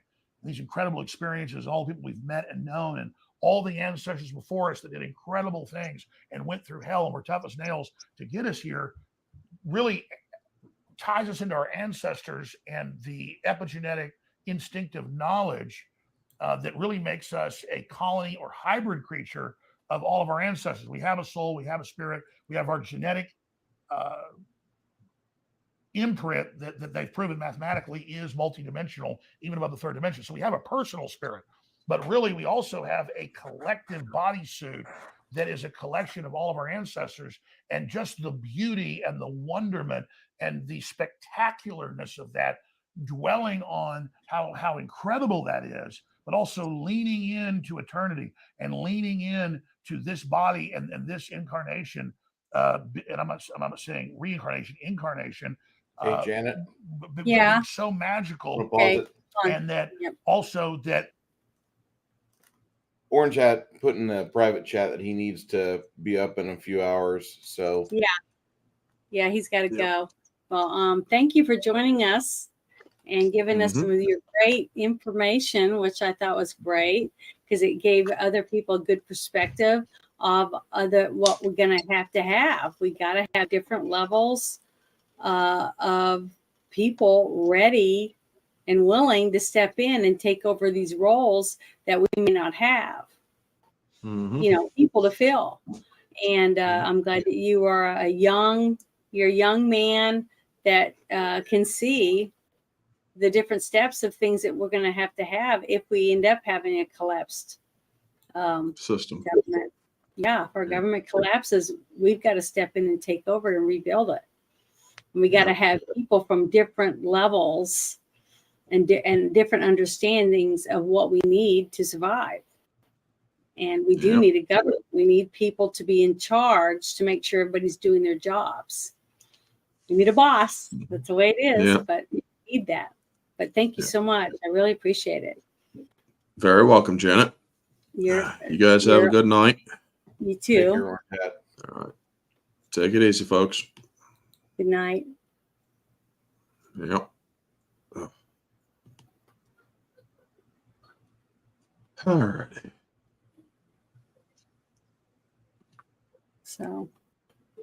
So you ready for me to start? Yeah, go ahead. Okay. All right, here we go. Death is the great equalizer, and that you will be humbled, and you will get old, and your teeth will fall out, and your hair will fall out, and you will get cancer, or you will have a heart attack. And no matter how powerful you are, you're not in control. In that, it tunes you into God. And then what you said. So I'm heavily focused on this and telling my wife this, and I meet with my dad, who's really my mom. And I don't see them as much as I should, but my dad's really always told me this, and I didn't really get it when I was younger. Now I get it, as I get older. And I'm sitting there just literally praying that morning and drinking coffee and just focusing on death and just focusing on life. Because when you focus on death, it makes life so much bigger. And focusing on what I'm not a Hindu and I'm not a Sikh, but the Sikhs are like a 500-year-old version of 3,000-year-old Hinduism. And they think everything's a manifestation of God in the universe around us. And then interfacing and how we take every moment of how magic it is what's going to resonate in the future to bring us close to God, so that we basically resonate into the higher dimension with God. And that's really been my instinctive understanding of it, spiritual understanding, the dream understanding of it. I didn't read books, and I read what the Sikhs are saying. It's basically, I was reading some of their writings just a month ago, and it was about focusing on death, so you also understand life.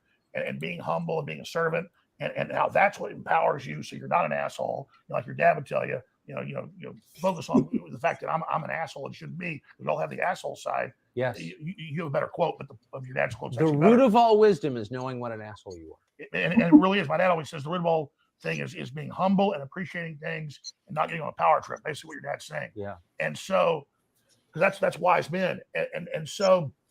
I'm sitting there totally focused for I wouldn't call it meditation, but 30 minutes, just sitting there in the dark with the computer screen on. And I go, no, I'm not going to watch Tucker's show from yesterday. I'm going to watch this speech.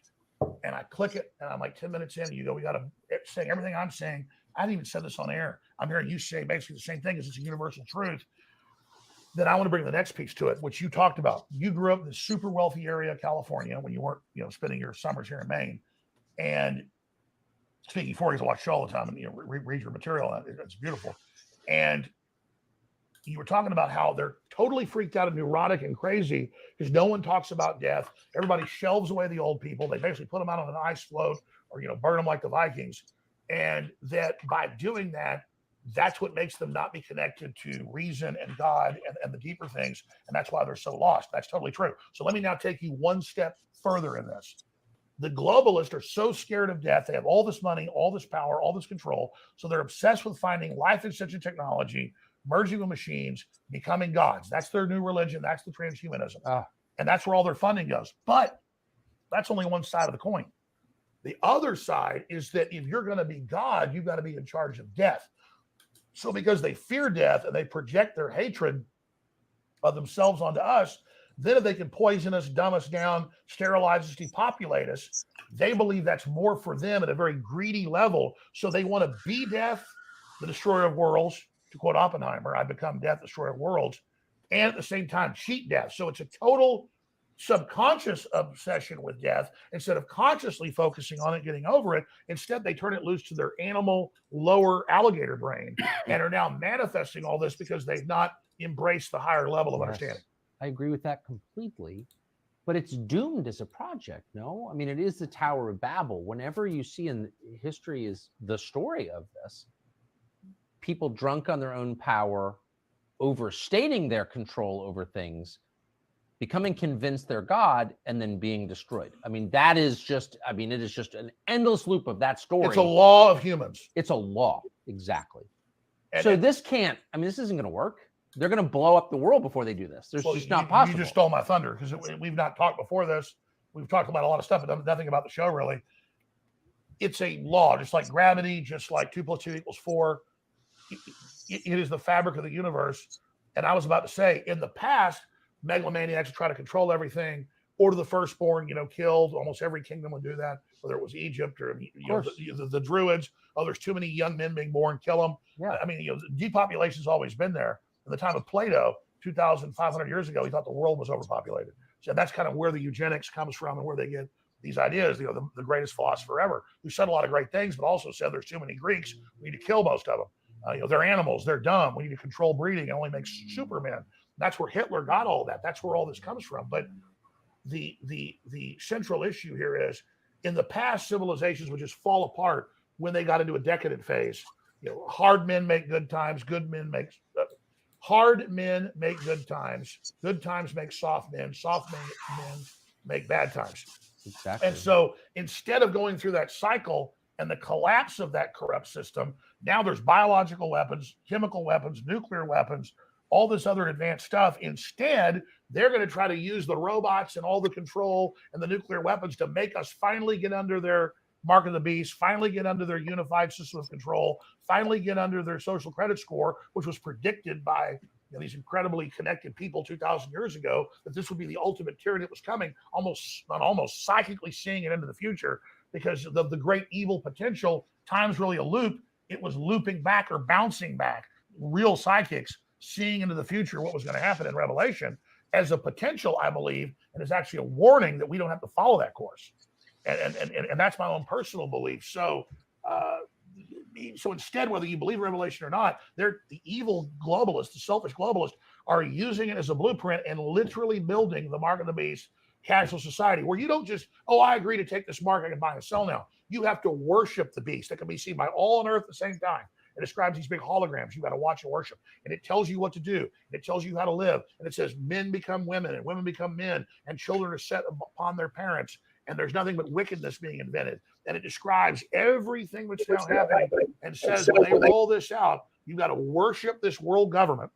You got to worship this system and do exactly what it says, or it doesn't let you buy and sell. And so whether people believe in the Bible or not, believe in Revelation or not, it is now manifesting. I don't see a lie in that. I don't think, I am a Christian, but I don't think you need to be one to arrive at exactly the same conclusion. So you live in Austin, Texas. You've been there since high school. Austin's changed a lot. And as you noted, it's been really overwhelmed by people from the West Coast fleeing the decayed societies that they built. You live among liberals now. What do you make of them? What are they like? I really feel sorry for them, because compared to, say, my dad's dad, like you were telling me about your foreman or your manager knows how to do electricity, knows how to build houses, knows how to fish, hunt. We just saw that big moose he got today. Yeah. These guys are impressive, and they can do everything. My grandfather could do everything. He could fix a combine with literally rubber bands and tin cans. He cut up into pieces. And my dad's the same way. I'm a shadow of them in their can-do. And compared to liberals, I'm like light years ahead of them. They live in high rises. They get food delivered to them. They're not in reality. They don't have common sense. They go out the most dangerous areas that I wouldn't go into armed, in places like New York, dangerous areas of Austin, and get stabbed, raped, murdered, killed. Then they defend the people their families do that killed them. They just are like pod people. They are just these obsolete creatures that most of them have, I guess, jobs because they work for big tech or the system. But they are just completely disconnected, domesticated, very, very politically ignorant, culturally ignorant, historically ignorant people. And they think they're elitist. They think they know a lot. They think they understand a lot. They're totally useless. What do they do for fun? Well, I was about to say, and they're the ones that want to depopulate. They're the ones that think that, like Bloomberg said, what's a farmer do? It's easy. You stick a seed in the ground, it grows. Farming's incredibly hard. You better know what you're doing, and you got to have the weather on your side. And it's a all around the clock job. I've had family that are farmers. My dad grew up as a farmer and a rancher. In the summers, they would send me to work on farms and ranches. Best education I ever got. It's rough. It's tough. But is it really essential? Is food really essential? Well, we're told by John Kerry in the last few months, he says we need to cut farming. Now, organic farming is he still alive? Is bad for the earth. I don't think I think it's a corpse, He seems like a corpse. like a rubber face, Somebody an animatronic Chuck E. Cheese. I thought he passed years ago, but somebody told me he's still alive. I guess it's an open He question. runs around giving speeches saying we've got to cut farming, or people are going to starve. And I'm not joking. I'm not joking. That's what I'm saying. Cut down trees, cut the food off, cut the fertilizer off to save people. Well, speaking of starving, I mean, again, as I said at the outset, and I meant this, I've never seen a single person, I don't think there ever has been a person in the history of the United States who was not criminally charged, but was punished to the extent that you have been. I mean, they've really tried to drive you into the grave. I think, to be fair, it's been worse for Trump, but I'm the second. Yeah, that might be right. He has much bigger resources, though, to back him up. Oh, He's absolutely. the head of a political party. I've spent everything. I'm completely out of money. I'm still hanging on, but yeah, Trump still has resources. I don't. They lied about my resources too. Said I had all these resources. Now it's been proven it wasn't true. So yeah, they've definitely. But it was more than $1 billion judgment against you for saying something other people didn't like, I guess. Well, let's be clear. Misrepresenting what I said, I was defaulted by both judges in Texas and Connecticut. And the judge said I was guilty, then wouldn't let us put on defense and had a jury decide the damages. Then they put on experts saying I was worth $400 million when I had a couple $1 million last year in my account during the last trial. Now I have nothing. I'm actually upside down right now. And so that's. So how are you? I mean, they've decided like you're not allowed to make a living in this country. You've been not just deplatformed, but depersoned, debanked. How do you make a living? Well, I have been maxed out personally. I'm in bankruptcy, but I've done a Chapter 11, Subchapter 5 reorganization for Free Speech Systems, that is the company that owns InfoWars, and so that company's barely paying its bills and is operating, but we're barely hanging on. I personally never had that much stuff, contrary to what they said, so it really hasn't hurt me that much. I'm not really into fancy things or a bunch of ostentatious lifestyle, contrary to what they've said. And so we're funding the operation. We're selling products. What are you selling? We sell books, films, T-shirts. We sell high quality supplements. Then they call it snake oil, but we sell the same stuff private labeled that Whole Foods sells, just high end, high quality stuff. It's not just a fundraiser. I've got the book, The Great Awakening, Defeating the Globalist and Launching the Next Great Renaissance. My last book that came out last year was a #1 bestseller on the USA Today and Wall Street Journal, but did they list it on their list? Well, the New York Times, they did. New York Times refused to even put it on the list, even though it was #1. This is my new book that isn't just the bad stuff they're doing with a huge breakdown with all the proof at the back. It is also solutions and how to counter them. So this book will keep us on air. Plus, it's a great book. I hope people get it at InfoWarsStore.com. Or they can also get signed copies there, or they can go to Amazon.com. But yeah, this is a way to keep us on air. Plus, it really is an amazing book. If people want to see a lot of the stuff I told you, but with footnotes, so you can go right to it, everything I say. When I say Naval Noah Harari says the future is not human and that the population is no longer needed and the future, there'll be no more humans, you can actually go to where he said it. When I said that Jeffrey Epstein was running a Mossad/CIA MI6 operation to blackmail top scientists to control them, we have links to that. When I say Peter Nygaard, that's on trial right now, was having women have babies, his babies, so they could abort them at 8 months, and then he could suck all their juices out and inject them into himself. A real vampire that literally takes the juices of his children, puts them in his body. We have a transcript of him saying that on TV. Who is this? Peter Nygaard is one of the big buddies of Epstein and all them. He was kind of running his own Jeffrey Epstein operation, also in the Caribbean. So this book is super, super hardcore. It's got an amazing foreword by Steve Bannon, and they had a great researcher. He's also a lawyer, Kent Heckenlively, went through and double checked everything I said for the book, obviously, so they wouldn't get sued. So this thing is well researched, well documented. It is the Great Awakening, because the Great Awakening is the counter to the globalist Great Reset, to destroy society and then build back better. But it seems asymmetrical at best. I mean, you have all the power on the globe arrayed on one side, and then the majority that doesn't like it. So, how do decent people prevail? They believe they can push it by deception. That's why people are aware of why they're cutting off the fertilizer to collapse the third world, to then flood us with those giant populations they will then control and give voting rights to. And if you don't want to give them voting rights, then you're a racist. See, that's why the lockdown's biggest crime wasn't just the 80+ million the UN estimates starved to death the last 3.5 years, on top of the normal 15 million that starved to death each year. You look this up. They then use those giant masses of people that are fleeing total collapse as their new political underclass. So that's why it's so vital to not just challenge the Great Reset and the New World Order eugenics operation of the transhumanists. It's vital to then give an alternative plan and have an alternative debate about that plan. And that's what the Great Awakening gets into. So, but if you give up on that, you also sell bourbon. Man, you are really being nice today, Tucker. And Well, you know why? I hate selling products, but I like this product because I love the name. Look at this right here. This, my friends, is a gift to your crew, because I know they drank. I had some drinks with them last night when we called Brian Stelter. But Some of the crew does drink. Yes, that's true. So this is for you. We got a few other bottles for you out there. Something I can't even open this thing. This thing was sealed. Maybe it got locked on the airplane.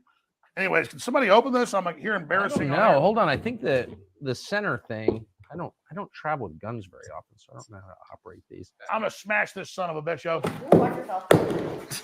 There we go. It really is with an axe. All right, goddamn it! Look at that. It doesn't come like this in stores. I'm gonna kill the people that came up with this. Drop that into the studio. We're rolling. Wow. Tucker, don't kill me. All right, we're rolling. I don't Phil. think that plug should be that. Oh, I love all that wood. Oh, it's beautiful. Got a lot of points when you get to here. Okay, that was amazing. This whiskey does not come with a hatchet to open it, or a black light. But does it come with a black light? No, but if you have one, But if you have a black light, by the way, I don't think I've ever sold a product on the air, but I'm proud to say we it. appreciate you Oh, supporting us. dude, come on. I'm totally all about it. What does that say? I'm going to let you read that. It says, thus to tyrants, meaning death to tyrants. Yeah. I recognize that phrase. I think it was uttered in Ford's Theater. Thank you, I brother. think we need to Well, buy enough of that. I didn't mean to turn it into who's So extravaganza. I want to. The book is more important, but So anyways, the last topic I want to hit with you, I could go on for hours. We're trying to get the audience of this social media app to believe that you can have longer content, because it was, originally designed for very short, brain droppings. well, I But think you've succeeded. The biggest English-speaking show ever. I mean, it's bigger than Jimmy Carson, bigger than Joe Rogan. Congratulations, showing that freedom is successful. well, and thank you. popular. Well, we're grateful that it's a. No, it's- I'm grateful to you. You keep that we saying have that. free speech, but anyway. But here's my question. So, all of the trends that you describe, I think very credibly, and I'm a little bit surprised, but not at all ashamed to say I agree with pretty much everything that you've said. Amazingly, but I do. And I think most reasonable people, if they just drop the kind of filter and stop lying to themselves and ask, like, where's the lie and what he's saying, I think we'll come to the same conclusion. But all of those trends are being forced to kind of ahead, or they're going to come to fruition, or something's going to happen in the next 13 months, because we have a presidential election on the books, and you have this car crash, and I just do not see how it's resolved. Do you? Like, what's going to happen? Again, it's the Hey, truth. guys. Really, the only show I watch every day is yours when you have a new show, because I don't just agree with you. I learn stuff every time. And when you've been saying the last few months is dead on, and a lot of people agree with you, and I know I do, that you look at the trajectory of this, how they're escalating on Trump, whether you love him or hate him. He's now a populist icon. He's now the underdog. The globalists are coming after him. They're coming after our right to vote for who we want. He gets 60%, Which is the fundamental right in a democracy. The people rule. I can vote for whomever I want. And if you don't like that person, that's immaterial. absolutely. Right? And he's been indicted for saying they're stealing elections. They're stealing it. Oh, I'm aware. Well, yeah, absolutely. And their indictments of him is Absolutely. election theft. But yes. But despite that, he's got 60% against all other Republicans. He's 15, 20 points ahead of Biden. It's backfired, but the deep state's not going to stop. So when you said to Trump several times in that 400 million views or whatever you got, biggest show ever, you said to him, well, isn't the next thing them trying to kill you? And he's so confident he doesn't want to think about that. And He doesn't want to think about it. Whereas I admire someone that's that confident. The deep state does kill people, and that's their only next move, because this is failing. And I think they're going to kill Biden too, or I think they're going to try to. What you said in the speech again before the last one I talked about like a month ago, you said, I don't see Biden and Trump being the candidates. You see the system, the media going after Biden, and he deserves it, but they were covering it up until now. Now they're covering the laptop. Now they're covering attacking the dog. Now they're covering, all of his senility, all the corruption, the Chinese spies. Attacking a dog. What a pig he is. I'm sorry. Well, I mean, I was told that by Secret Service and by people that, let's just say, work with them. And I'm going to leave it at that. But I actually have a contact for you. I'd like to be able to hear it from them. But when this is over, I'll let you actually hear it from yourself. I think they'll tell you off record. I think they're willing to talk to you. But yeah, he is completely out of his mind. He wanders around for the entire 2.5 years. It's getting worse. Naked in the White House. In the middle of the night, doesn't know who he is. They have to give him a bunch of drugs, a bunch of amphetamines in the morning. Then they've got to drug him at night. Sometimes he'll like be out for the morning for a while and then comes back out at night for a ball. That's when there's a real problem. He is on drugs. I have established that. I know someone who witnessed it. I'm not guessing at this. I know someone personally who witnessed him taking amphetamines. And this was during the 2020 election. So how's this going to? That's huge. I know you don't play games. You've been no, I don't play games with this. I'll just say, he was a makeup artist. Well, no, you said the NSA spying on me, high level, and then a month later they went, yes, we're spying on Tucker Carlson. Yeah, I know. So you don't make stuff up. And so what I'm saying here is Biden's a liability for him. Trump's a liability. What do? They have a right winger, they'll claim, assassinate Biden, and they'll have a left winger assassinate Trump. That then gets the country even in more of a fight against each other. And then they put in Gavin Newsom and somebody like Mike Pence or who knows. But I really think the next 13 months is the most critical time, not just in American history, but world history. Because if they can bring down America, they're going to bring down the world. And then you've got the escalation. Remember a year ago, Biden said you can't give F-16s and Abrams tanks and cruise missiles to the Ukrainians. That's World War III. Now they're doing it. So as Russia wins that war, as Colonel McGregor documented a few months ago with you, NATO is escalating. Well, that leads right to nuclear war. So we're so close. That fundamentally makes me so mad. This transcends politics. Since when do Democrats love war? Since when do Democrats love the intelligence agencies? They love them now. And so really the Democratic, just like the Republican Party is a beachhead for sanity and populism. It's not perfect, but it's a beachhead. The Democratic Party is totally turned over to evil. That's why I thought RFK Jr. was so refreshing, but they're shutting him out of the primary process. They're blocking him. And so now he's going to run third party, which will take away from Trump. Most experts agree. I know Trump's people have looked at it. They think so. Of course. So that's very, very sad. So do you think, normally at this, so we're in October, I guess, in the year before the election, you can sort of see the outlines pretty clear.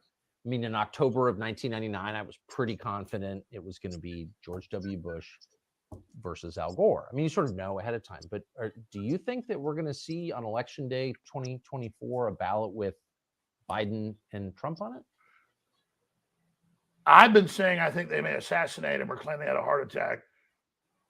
And then, but I was thinking about each one individually. But I think when you said that a month ago, it was prescient that's the next move. That's if I get in their mind and I'm evil, I'm Machiavelli, that is what they have to do. But the election just forces the point. I guess I actually don't think that their preference is overt violence or anything that people notice. They much rather resort to stealth, right? Covert rather than overt. But I just think, there's an election on the books and something's going to happen. Well, that's what you're saying. All their tactics of covert aren't working. So as we saw with JFK in 1963 in Dallas, they will go overt. And so we have governors declaring emergencies to take the guns. All of that is, and then suddenly Democrats are against sanctuary cities when they're the ones saying Governor Hochul and the mayor of New York, come here. Now they're like, oh, we never said come here. I think it's dawning on Democrats they've been betrayed. And maybe there's some point where Democrats will have self-preservation, the average voter, and say, no, we need to turn against this. This is totalitarian. This is dangerous. This is evil. But if that isn't the case, but here's the problem. Even if Democrats wake up, the system will know that from their internal polls. The establishment will, and they're going to make a big move. And is that a full-out war with Russia? A full-out war with China? Is it them allowing the jihadi sleeper cells? They're in America that have poured across our border, that are waiting to let them activate. I'm not saying our government controls them, but they've let other governments bring them in, and they've given funding to those governments.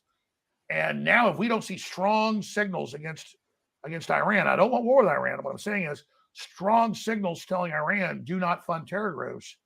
and we don't see strong repudiation of Joe Biden, that will greenlight the security services to go ahead and let this new attack happen. And a massive jihadi attack in America could be the way to bring in martial law and cancel the election. Also, Klaus Schwab loves a telegraph. So is the UN. It is imminent. A cyber attack bringing down the power grid will make COVID look like absolutely nothing. It's basically his quote. Take the power grid out. Exactly. And so will they cut the power before the election? I mean, the sky is the limit. The sky is the limit. So people need to be vigilant and understand that we want to let the system know we're aware. We want to promote the values of free speech and of family and of self-defense and of local control and of free market, rugged individualism and a competitive civilization and a colorblind society that Martin Luther King Jr. talked about. We need to go back to the things that made us great, that threaten the CCP and threaten the globalists of the UN, because they're selling tyranny and eating bugs and being locked down in your houses and forced injections and 2 men can have a baby. We're selling normal human biology and success and culture. And so I just think we have to give the alternate plan to their dystopia. We have to challenge their dystopia, but also give the alternate plan, which enough people aren't doing. But that's Trump's big sin, is his optimism. America's great. Everybody's beautiful. We have such potential. And as soon as the world heard America was open for business, we saw trillions flood instantly in, because our leaders had said America's not open for business. Invest in China and India and Mexico, where the globalists have middleman deals to get all the money and all the power instead of the people getting it. It was Henry Ford, wasn't a perfect guy, but he said the other auto manufacturers, this came out in federal documents and later antitrust suits, because he didn't get in trouble. They did. They said to him, the other auto manufacturers, they said, why are you going to pay your employees 3 times what we do? And he said, because I don't want just rich people buying my cars. I want my employees to prime the market to buy it. They'll give me all the money back buying the Model T, and then that'll supercharge it. So that's the 2 different systems. Build this illustrious, incredibly exciting, roaring civilization of laissez-faire, or let these big guys that already made all the money centralize control, shut us all down and vertically integrate so they're in control, and then kill competition. So we have to kill the globalist program that's anti-free market, anti-capitalist. It's monopolistic. It's anti-human. It's a bunch of degenerate, inbred, 3rd, 4th generation elites who didn't make all this money, who didn't create all this stuff, but that have decided we don't even get to take part in it, while they take part in it and live like kings. So it's us or them, Tucker. And we've got to crush the globalists. We've got to crush the New World Order. We've got to challenge them, or they're going to destroy the planet. I believe that. Last question. Where will you be in 5 years? Are you going to stay in this country? Can you stay in this country? I mean, speaking of escalation, again, I still have never figured out what your crime is, but you have been persecuted for something in an escalating way. I got 2 subpoenas last week. Subpoenas? I got subpoenas on January 6th, again, on a criminal investigation. Well, you didn't do anything on January 6th. And I got subpoenaed in Trump's criminal trial in Georgia. On what? And then my lawyer called and said, what is this? And they said, well, we don't just want him as a witness. He's a subject. I had nothing to do with Georgia. But I'm not saying it's bad. They went and challenged it. That's their right. I mean, I went and protested there. So it's just pure intimidation. So I have a problem. It's that I don't like to cut and run. I'm not the toughest guy around, but growing up in Dallas was some pretty rough people. Some big guy started to fight with me. I just couldn't back off. And I almost always won those fights or went to the hospital trying. And so I decided to go down with the ship. I'm not going to leave the country. I'm not going to back down. And I'm going to continue to fight with everything I've got. I'll never sell out. I'll never give in. I couldn't give out. That's why support's critical and word of mouth, because Alex Jones is seen as a focal point, like capture the flag by the globalists. If they can shut me down, they believe they can shut anybody down. They've said that. And so it's human intelligence and human action and word of mouth. Talking about Infowars.com, my show, what I do, is a test case, almost like Stalingrad in World War II, where all these forces of the globalists keep thinking, we beat this guy at this city, at this point, at this battle, we win. And so I don't think I'm even that important. I've just been chosen as this main battle point. So all these grassroots people and people like you and other great folks are supporting me through just supporting the First Amendment and And so I've got that backing, and that enrages the globalists. So the more they throw against me, the more support I get, and it's really become a historic battle. If I'm completely manned and debanked and shut down and can't operate, only then would I try to evacuate somewhere to try to keep my show on the air. But I've looked at it, and I don't even think that that's the case. Once they disrupt and shut down something, it's very hard to restart it. The good news is there are so many other great talk show hosts, so many other great people that now understand this and even have perspectives better than mine, that I'm not obsolete yet. But thanks to you and thanks to Russell Brand, they're trying to now set up. And, Joe Rogan's come a long way, and Steve Bannon and countless other shows that I tune into that have high level understanding and teach me a lot. And my head's in the game. So you're our champion, Tucker. And there are other people, lesser. I know you don't want to be the top dog, but you are. That's why you're under attack. Thanks to you, I know no matter what happens to me, men and women are going to continue the fight forward into the future. But this is an Alamo situation. I'm not evacuating. I'm not leaving. I'm not going. How'd they do at the Alamo? Do you remember? Everybody got killed. Oh, okay. But that example led to a big, my mom's family raised Colonel Travis's son. And on my dad's side too, they were heavily involved. First Texas families. We have like Mexican land grants for our property. We still have Mexican land. We paid for 12 cents an acre, like 1825 in East Texas. You come visit. So it's not as cool as this place, but it's pretty cool.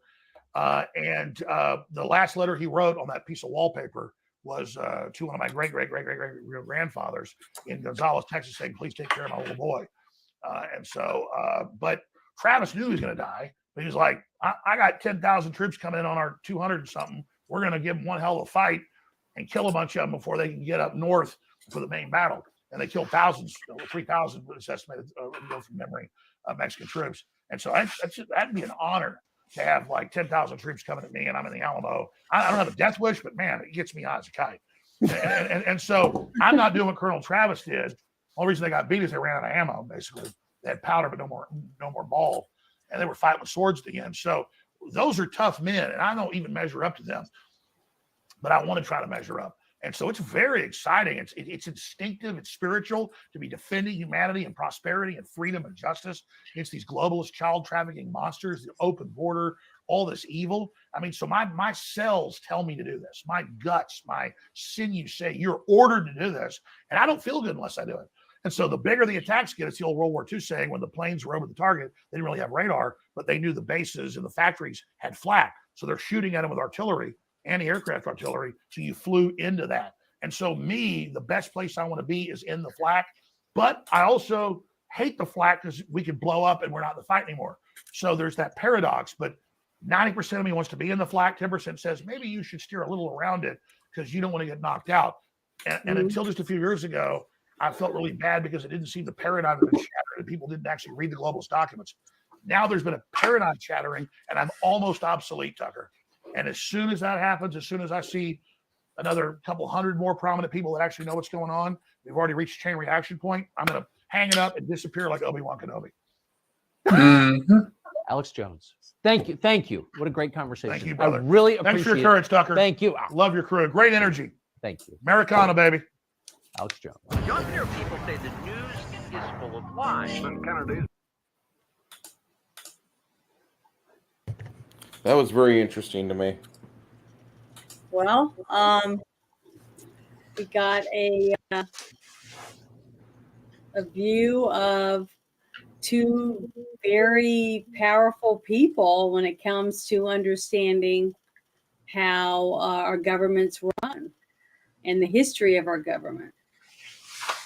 So I think it was very important for a lot of people to listen to it, to actually get to see other sides of it, because Tucker didn't know about a lot of the things that he was talking about when it came to his actual, the way he lived his life through his career all these years, right? Because a lot of people, some kind of nut job, doesn't have a clue and he just makes up everything. But this shows you that a lot of the things that he talked about were factual things. That not every single thing he did was nuts. Okay. Nothing. So the scary thing is that if even a third of what he said comes to fruition, where are we going to be? And how are we going to survive it? What are we going to do as Americans to fight for what we already have and what we want to have in our futures or for the rest of our families, things like that. So to me, I thought it was very, very informative. And if you get to watch the other videos that I had that I talked about, the one where Bobby Kennedy is talking about MK Ultra, and that goes along with a lot of things that you heard him talk about the plans for our future and where we're headed. Because I've been seeing a lot. There's been a lot of talk about RFK quitting out of the race because he's not getting any promotion whatsoever. He's not. And I was wondering what he said. What did he say? And you're saying he's talking about MK Ultra. All right, well, they're going to cancel him over that. I can see that. Well, the thing is, he talked about the jab, and now he's talking about MK Ultra and a few other things that he knows about. It's true though. If he does run as an independent, it's just going to take votes away from Trump, because the people that are already involved in all the stuff with the Bidens are still going to be with the Bidens. It doesn't matter. I mean, Joe Biden could take a baby and cut it to shreds in live TV, and people would still vote for him.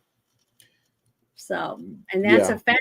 We just have to understand why they want to do it. We won't ever know because we can't comprehend those kind of people. Our level of thinking about life and stuff is not the same as them. So we can't understand why they make those decisions. The only thing we can do is keep fighting for what we have and what we want our future to be for our children and our great grandchildren. You know, that's it. That's all we have. So that we can't give up because of it. I mean, I'm not going to just go and take a bottle of pills or something. You know what I mean? I'm not that desperate. I'm going to probably die on my front porch, just like I always say. But I have a front porch that belongs to me, you know, and a lot of people don't have that. But I wish everyone could have that. But we won't even have the option for you to even have that if we just keep going in the path that we're on right now, you know? And that's why I'm where I'm at now, trying to learn how to be able to survive without anyone. Even if I have no electricity, how am I going to make sure that I eat every day and that my family gets to eat, or my neighbor has food so that they can survive, to maybe grow some corn or other crops and maybe help me raise chickens or whatever. I don't know. I'm just saying I want to help others, but at what level do you go? I mean, how far do we go to trust the people around us about what do they have to offer? Just like what we were talking about earlier.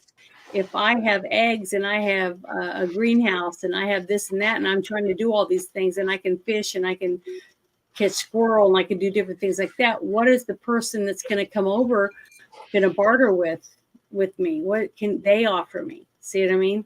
And we all need to be thinking about that. What do we have to offer to be able to do for others, to be able to sustain ourselves? If we end up having a government that shuts down, how are we going to work together and not let someone come in and just say, I'm taking everything, you know, like in The Walking Dead, when the used car salesman ends up getting his bat with the barbed wire around it and taking over.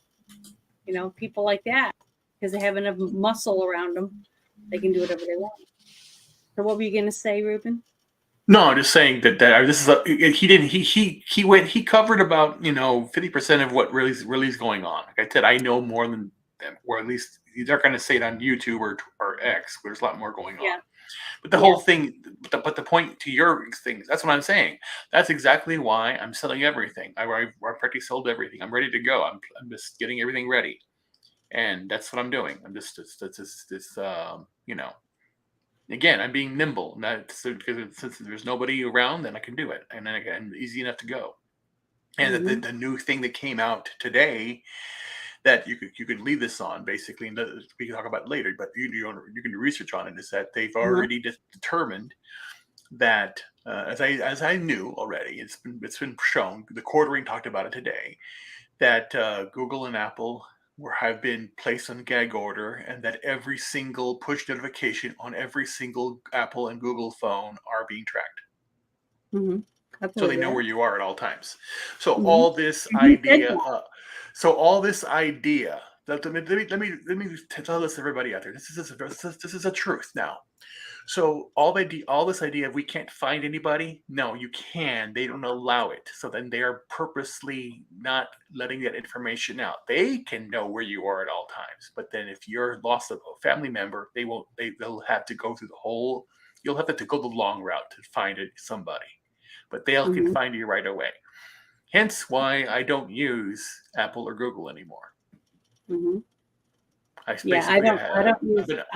haven't used Google in a long time, but I do use some Apple, which I wish I didn't. But until that's the whole idea. That's the whole idea. You have to basically take every single time you have every iPhone is tracked and every Google phone is tracked. So there you go. And that's why I don't use those. And then basically more so now, I'm not using it.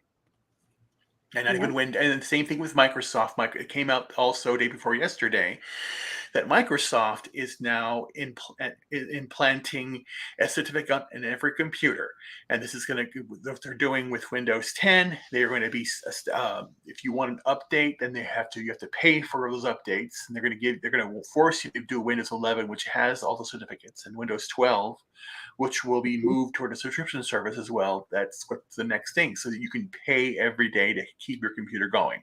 So like I said, just don't get off of it. And if you want to, aren't they also going to be doing it with your every time you don't use cash, you use your debit card or your Visa card? That's already done. That's already been done. Yeah, that's already been but done. I'm just saying, but people need to stop using that and start using cash. Go to your bank, get it out, and start using cash. Don't use cash, please. Don't use crypto instead. Use cash. Use cash if you're going to buy something, but don't keep cash. Please do not keep cash. That's. I have cash stashed in lots of places. That's terrible. Buried. I've got buried cash and everything because I need it. If later on, like I said, I really do believe we're going to end up bartering. But that's fine. But cash will be welcome. Well, I mean, change, money, cash. That's all. Again, that's all fantasy. You're saving a fantasy. I want to have it just in case I need it. If I don't have it, to burn it for fire. That's what you're going to use. Well, that maybe. But if I go somewhere, if I have to get on my horse and ride somewhere else, and they use cash, I'll have cash. If I don't have cash, I'll have some gold coins or silver coins. That's better. I'd rather buy ammunition. If I need a currency, I would rather use ammunition than crypto. I'm sorry. Okay, go ahead and beat them. Well, the thing is, crypto is only going to work if you have electric grid. No, it has nothing to do with that. No, that's how are you going to use? How are you going to use? There are cold wallets out there that you can use. You just don't use power. You can use solar off of those. It's the whole idea. And again, it doesn't go away because the grid is just electricity. If you can tap into it, you can, because everything that you see on the internet is only 2% of the network. You're only accessing what they're giving you. I can access everything else, and that's where you can do everything out there, and it's very easy to get to. But again, but everybody, excuse me. Yes, I can. Yes, you don't need power. Solar power, and that's it. You can do it that way. You can do anything. Yeah, it's easy. Again, and again, I'm getting tired of people just doing this and not doing anything. I'm doing everything. I'm just ready to walk away from this, from lazy people versus people believe big crap. I mean, if you want to use crypto, that's completely up to you. I don't know if I trust crypto when I need to have an internet connection to access it. That's the thing. And I'm thinking in the worst case scenario, I'm thinking either food or ammo is going to be the two currencies that I'll be able to deal with. Yeah, well, that's true too. It's true. It will be. Yeah. But again, it's the idea. Like I said, I want a piece of land where I have access to water, and I have access to the land I'm using, and then I have chickens, goats, uh, um, eggs and chicken, goats, and bees. I'm sorry, those three, and then the stuff, and that's it. And then just I don't need anything else. And then if I need don't need anything else. What else do I need from there? That's it. I'll be happy. Because that's basically it. I'm basically getting to the point of indifference because I'm sick and tired of people just complaining and people just, everything that was in this video, I've known already. And if people now believe, oh, I didn't know that, then it's your fault for not for. I know, but the thing is, so many people don't know. Just like and I don't care anymore. I don't care. Let them perish. I got two sisters that don't have a clue. They don't even know half of what we know. I know. Well, then what do you do? Then what do you do? There's nothing I can do. That's why I'm where I'm at right now. I'm doing this without them because they chose not to be here, and that's not my fault. I know. But yeah, you have to build your arc and be happy. You can only do what you can do for you, and if nobody listens to you, you can't force people to listen. Oh yeah, no. I'm not trying to force anybody to listen at all. I know. But what I'm saying is I can't either. I can't force anyone either. I am doing what I know I need for me and for the people. So then very, very briefly, what are the steps you're taking? You have your own chickens right now or something like that? You have? Yeah, I have chickens. I have my own well. Oh, you have a well too? Okay, good. Yeah, I have an artesian well. So I have plenty of fresh water, and then any other water that I can get, I will use it for watering my animals and things like that, but my fresh water would be for drinking. Hey, Janet. I don't know how long. Yes. Do you have a sump pump? A sump pump? You mean a one with pump your foot? That kind of one? Not that type of sump. Well, that would work, but something you could feed into your septic tank and then attach a hose to it and shoot that over onto the garden. Because if you're going to be just, I'd have to have something, but I don't. I don't have that. It's somewhat of a sump pump aspect of it. You basically want to utilize and change. I'm designing something that does that, where you can actually, when you use any water, the water that you pour out from your sinks goes to basically feed your plants, and anything goes from waste goes into the compost area, and you have to do it that way. You set it up. One of the things I'm working on that I've been going to a few different things researching is using my basement to grow like fungi and like hydroponics, and using my fish, the water from my fish and the pump going through the plants and redoing it through the water with the fish. See, all that type of stuff. I'm trying to learn all these things because I'm hoping that it won't just be 5 people to feed. I'm hoping that I will be able to figure out ways to feed a lot more than that. Just like I said, somebody's got to have food for the people that are going to be doing all the other things, which will be rebuilding society, basically. And that will be one of my skills that I'll be able to have to help the other people so that we can survive. Because I know I can't do it by myself. That's the sad fact that so many people think you can, but you can't, because you cannot guard your stuff. You can't protect yourself. You can't get all your food. You can't grow everything. You can't do all and build your places to live. All that stuff by yourself. But that's where you have to have that federated town or unincorporated federated town, and it's in the neighborhood where you basically have. You'll have one person will be in charge with all the schooling, all school education, this and that. You have one other person doing all the food, one doing all the butchering, one doing all of the milling for all of the wheat and all that stuff, and the chickens and eggs, and then basically like that. And then everything is done that way. You teach the kids, you get some eggs, you do this, you're smart, and you can do like a pump or fix a pump, air conditioner, whatever. Very simple stuff too, and that's another thing too. There are a lot of DIY out there. You can build your own refrigerator, your own freezer. You can build your own stove. You can do all these things. You just very, very simple ways to do it. That's why I tell people to watch shows like The Walking Dead and lots of these old movies and stuff, because there's so many things in those that to reach to restart a power plant, you have to have people with the knowledge to start it up again, to fix Well, it so you yeah, have but power. but don't watch television shows. Watch actual No, I read actual mean, books. You know, books are the best, but the thing is, it inspires people to be in the position I am now. Is because of things I've seen in my past to make me say, I think I can do those things. See but what I the thing mean? is that Know why anything, know did you anything. pick your area because of family or because you believe that Yeah, area is going some to be family, safe? but I believe that being somewhere where there's very little traffic, wide open areas where I can see for long distances, things like that. And there's plenty of wildlife and stuff here and natural resources. There's a lot of things that I feel I have more here than where I was in Okay, the middle yeah, of the because city. my only concern for anything on the East Coast and up till like probably Chicago area, St. Louis, Kansas, that area, the Mhm. Mississippi River, basically anything east of that is going to be very congested.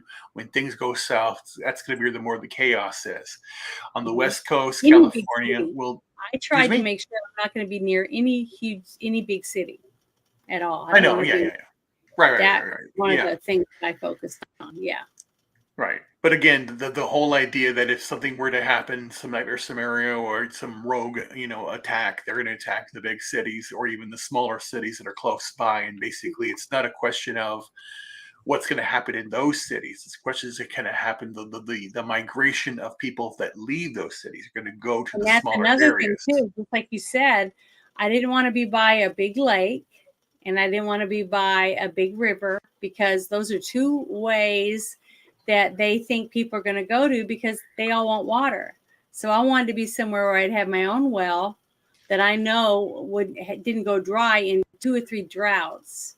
Okay, so it's a natural well that has it's never gone dry, not one time, even with lots of use and very dry summers, 100 and something Hopefully, you're degrees. not too close to a military base because those ones will No, get it's attacked no first. military base near me either. So I'm just saying I used a lot. My There's dad was. one about 70 miles from her, but it's not super close. It's And not it's super. not Nothing something, is super close to me.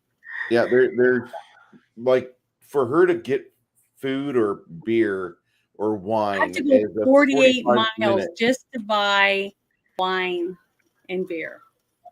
So that's Like quite a if you ways. guys are Not looking somewhere people are going to for, be looking for me. yeah, So I'm out of the way. I'm out of the way. So, I'll have a chance. I feel, especially if I have more people with me. If that starts getting closer and closer, that people know to come to my home, and we'll all have to work together to protect what little bit we'll have. But hopefully, they'll each bring something and a skill that will be needed. And then after everything's died out, because remember, like I said, 4 days, you'll start dying after 4 days without water. And then you can go longer without food. But once those people are gone, because a lot of them are going to kill each other off, that's how I think, especially in the cities, taking things from others. And then they'll think, they're not thinking about the future, about finding a place and starting to grow their own food. They're thinking about, well, I'm just going to keep taking what everybody else has, right? And those people slowly die out. That's what happens.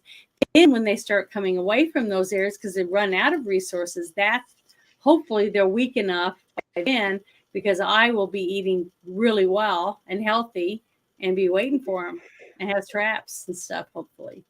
But we'll see. I hope it doesn't ever come to that. But I'm trying to make sure that I can at least try, do the best I can with what I have. But we'll see. Hopefully, it won't ever get to that. I'm praying it doesn't. But we shall see. This was a lot of hypotheticals tonight. Yeah, but that's I good. did like the discussion that Tucker and Alex had. I really do. I do like Alex Jones quite a bit. He's definitely not exactly your conventional individual. I think he has a lot of interesting perspectives.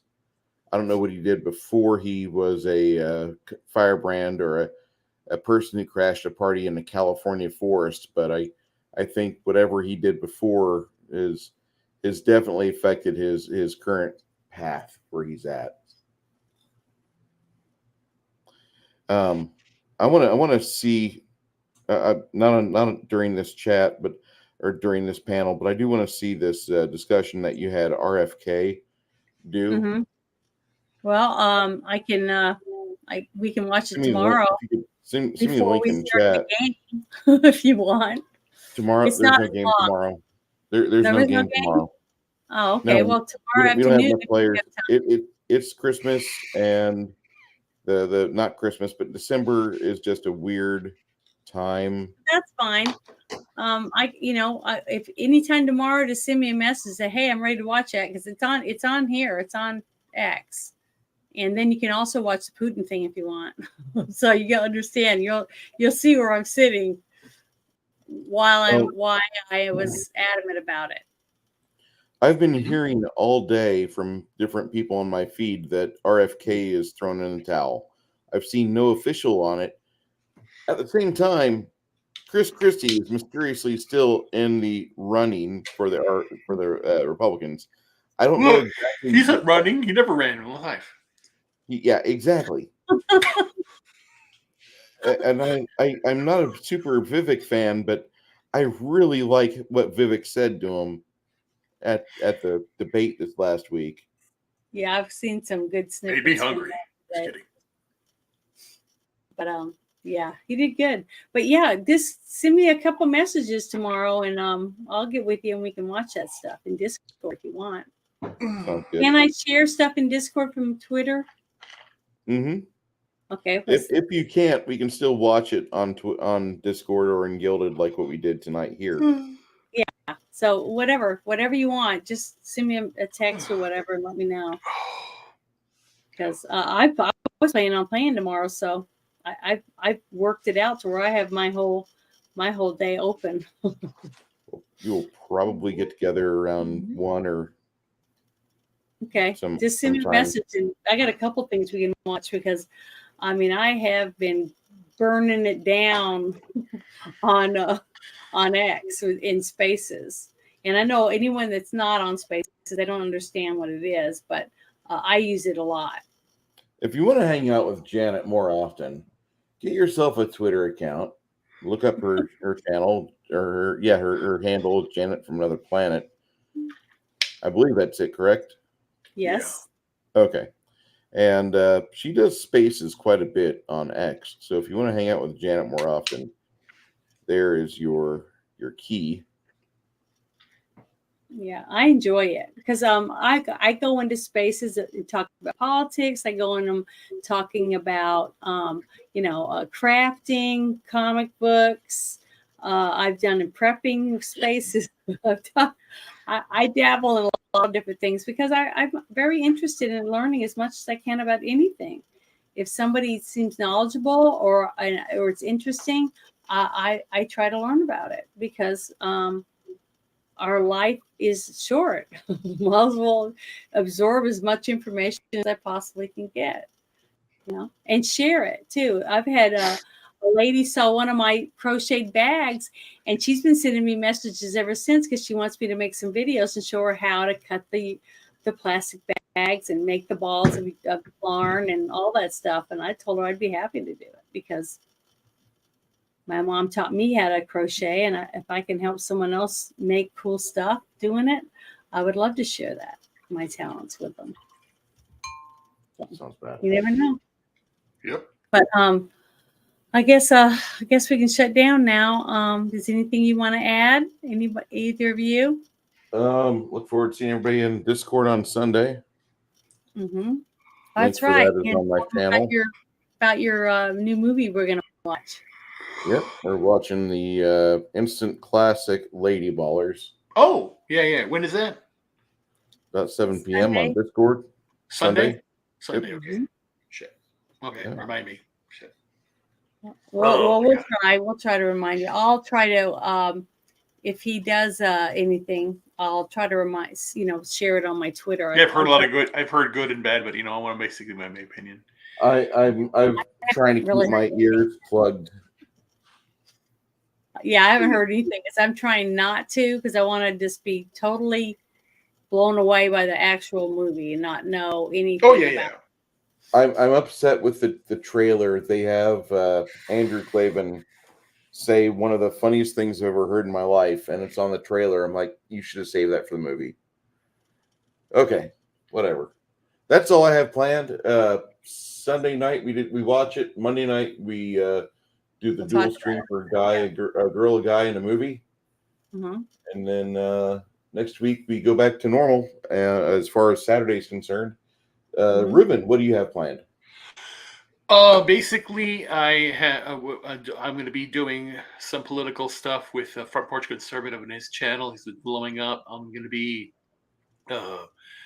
doing more on X. I basically am reached out to start the whole aspect of my consulting business because I want to start doing everything for everybody based on everything. So I'm doing that.